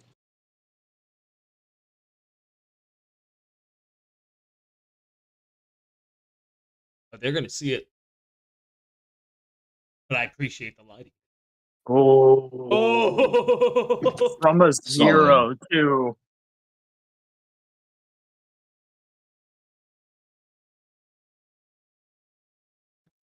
I will keep note of that number. Very cool prayer. Very interesting. Very cool. That's pure. Very cool, Kanye. Dude, I love that tweet. No, that is so sick. Very, very curious.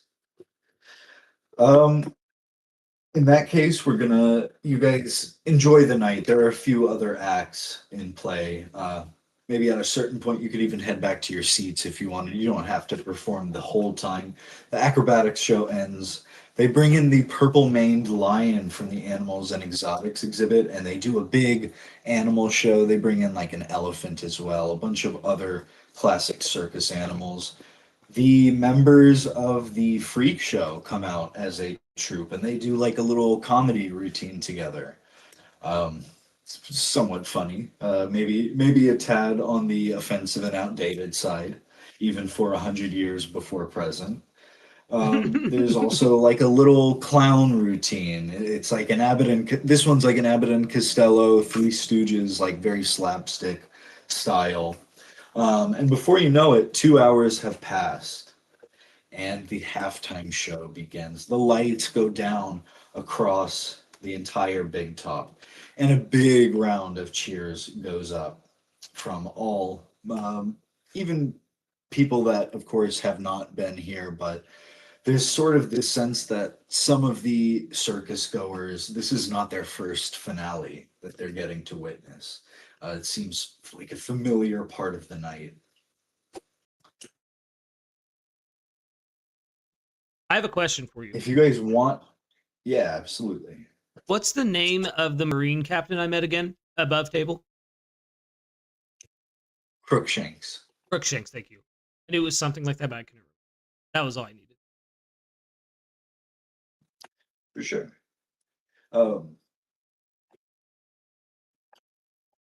Yeah, you guys can perform on this. Go ahead and toss out those performance rolls, if you will. Kief, for your broken symbol, nothing too big. I'm just going to take a -1 to your rolls since you have a damaged kit. Oh, dang, but at an 8. I would like to do something else. Okay. This is good. About to kick off, boys. Get ready. So, I am down to roll a performance for this, but I would like to spend 3 Hana charges, which is what it cost me to make a giant limb, and grow a giant face or head out of the top of the tent. Think of Luffy's head coming down in Wano. And for my performance, I'd like to make a speech.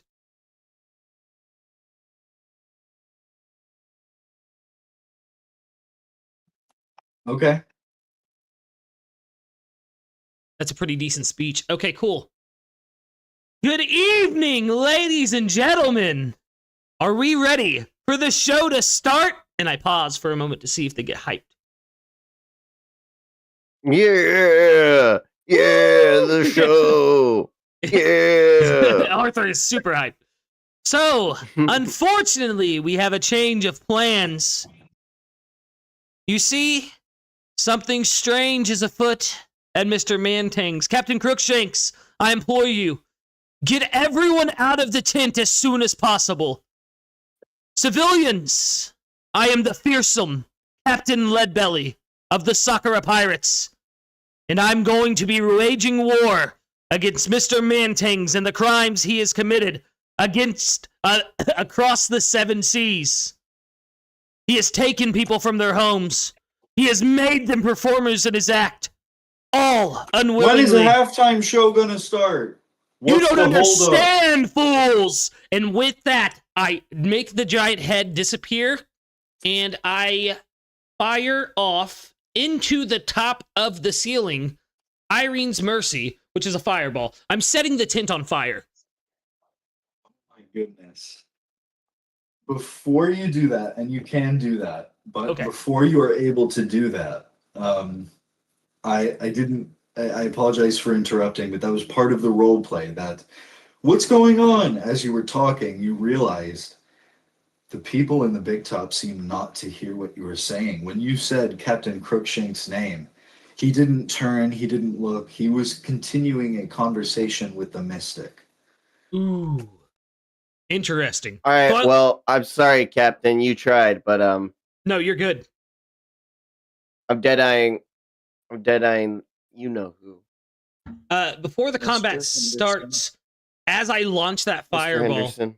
into the air, I'm running, like as it's moving upwards into the tent, over to Captain Crookshanks, and I'm gonna yell, "Did you hear what I said?"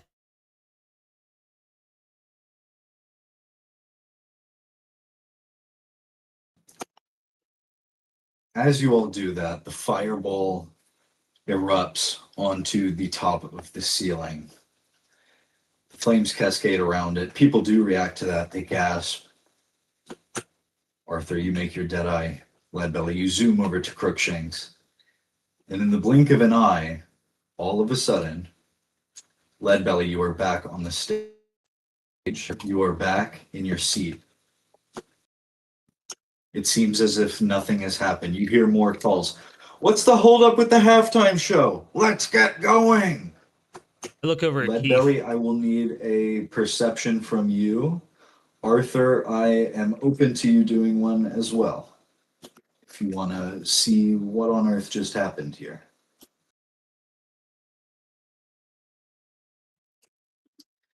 Well, you can tell that you went and made your mark, Arthur. You are so positive. I'm gonna use my on that. inspo. Okay, word. Perfect. You are so confident on that. Wow. And you feel frustrated looking at your gun in your holster. Elder Squint seems to just be munching away on popcorn as if this didn't happen. He's just kind of chuckling to himself. You Squint. feel wrong. It feels like your mind is ahead of your body all of a sudden. You feel a little sick, and you wonder which of the Hendersons or administration what they just did to you. Squint. It's about to get loud. Okay. Leadbelly's gonna look at Arthur, knowing that he was just standing in the middle, and give him a nod, as in shoot Henderson. Yeah, I'm shooting Mr. Henderson. I'm fanning the hammer. We're doing 3 rapid shots. Very free And to do that. Go ahead and give out those rolls. okay.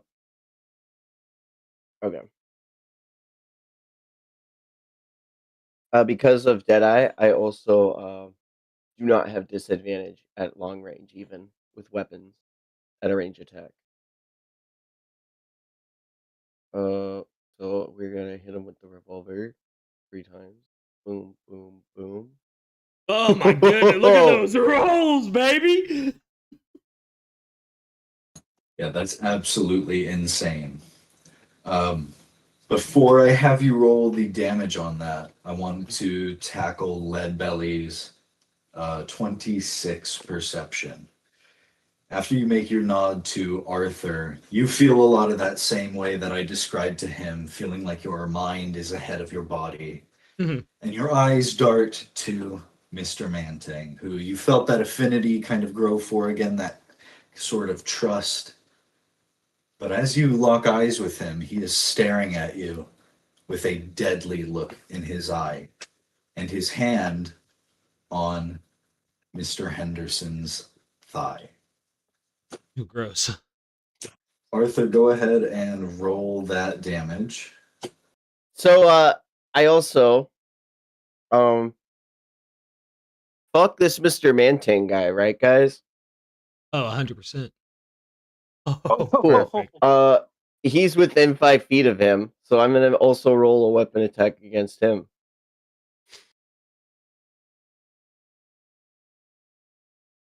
So does a 22 hit Mr. Mantang?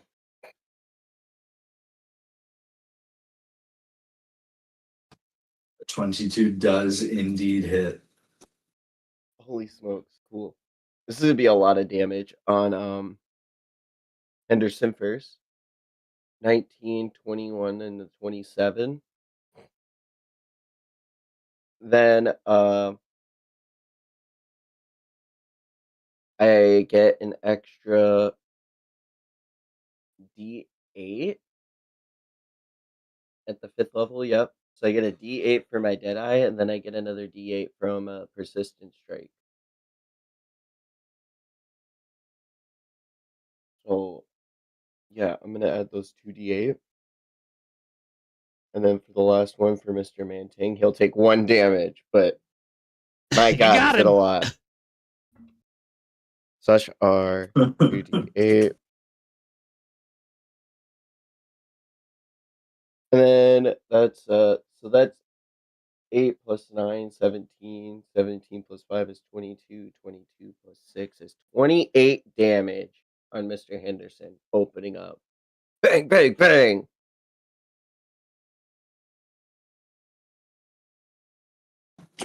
I'm so scared. He's gonna be like, I'm not "You go going to back in take time." away your heads, so don't panic. But you see Mr. Henderson as you fire, and your aim and eye tracks him.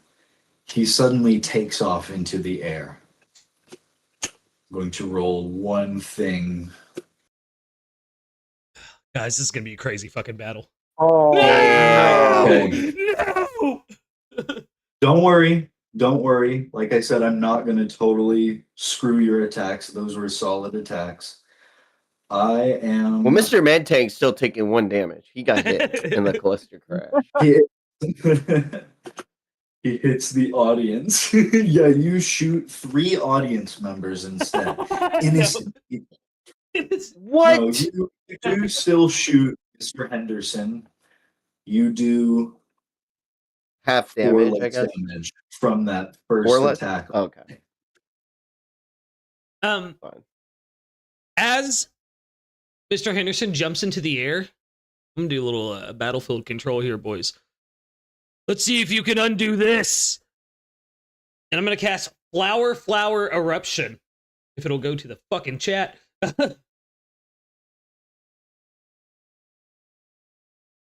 So this is the range so that it doesn't hit any audience members. It is gonna hit some of these performers. I do feel bad about that a little bit. Yeah, we need the initiative, huh?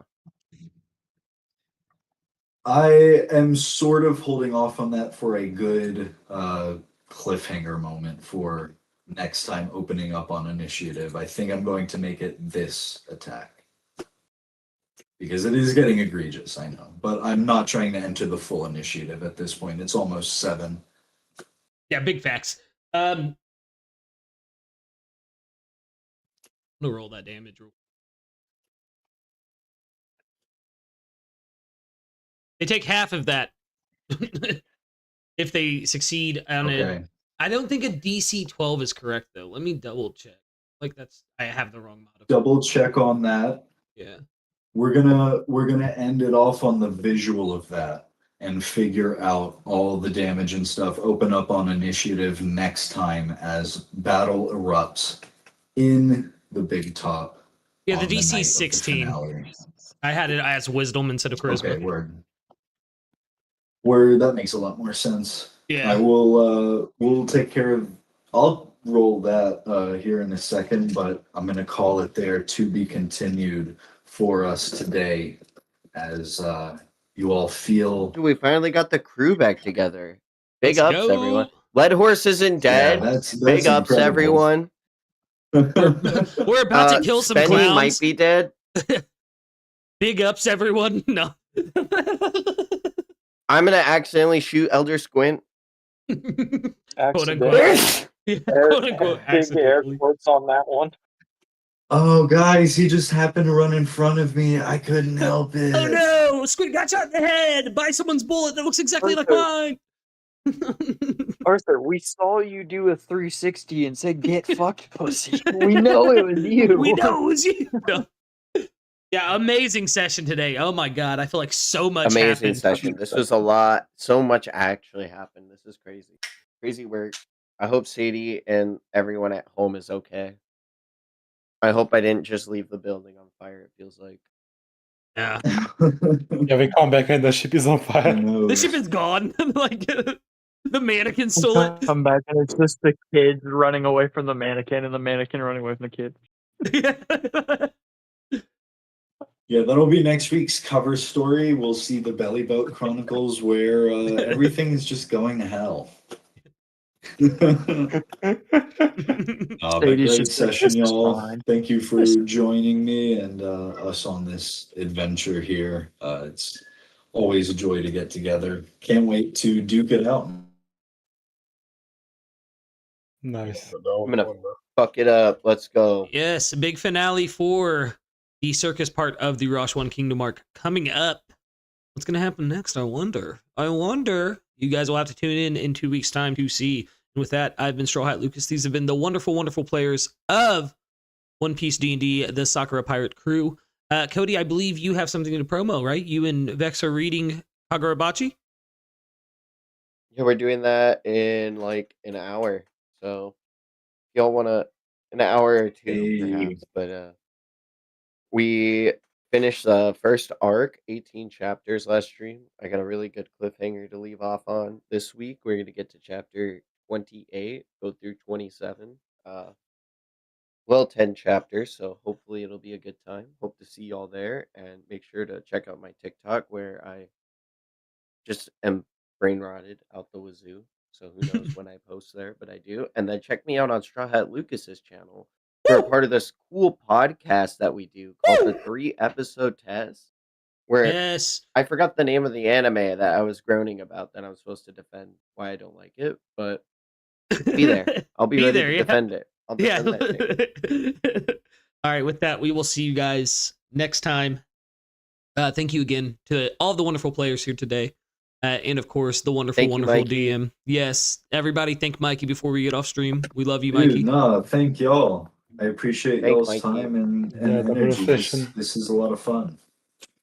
Yes, sir. Yes, sir. Don't need to worry, not worrying.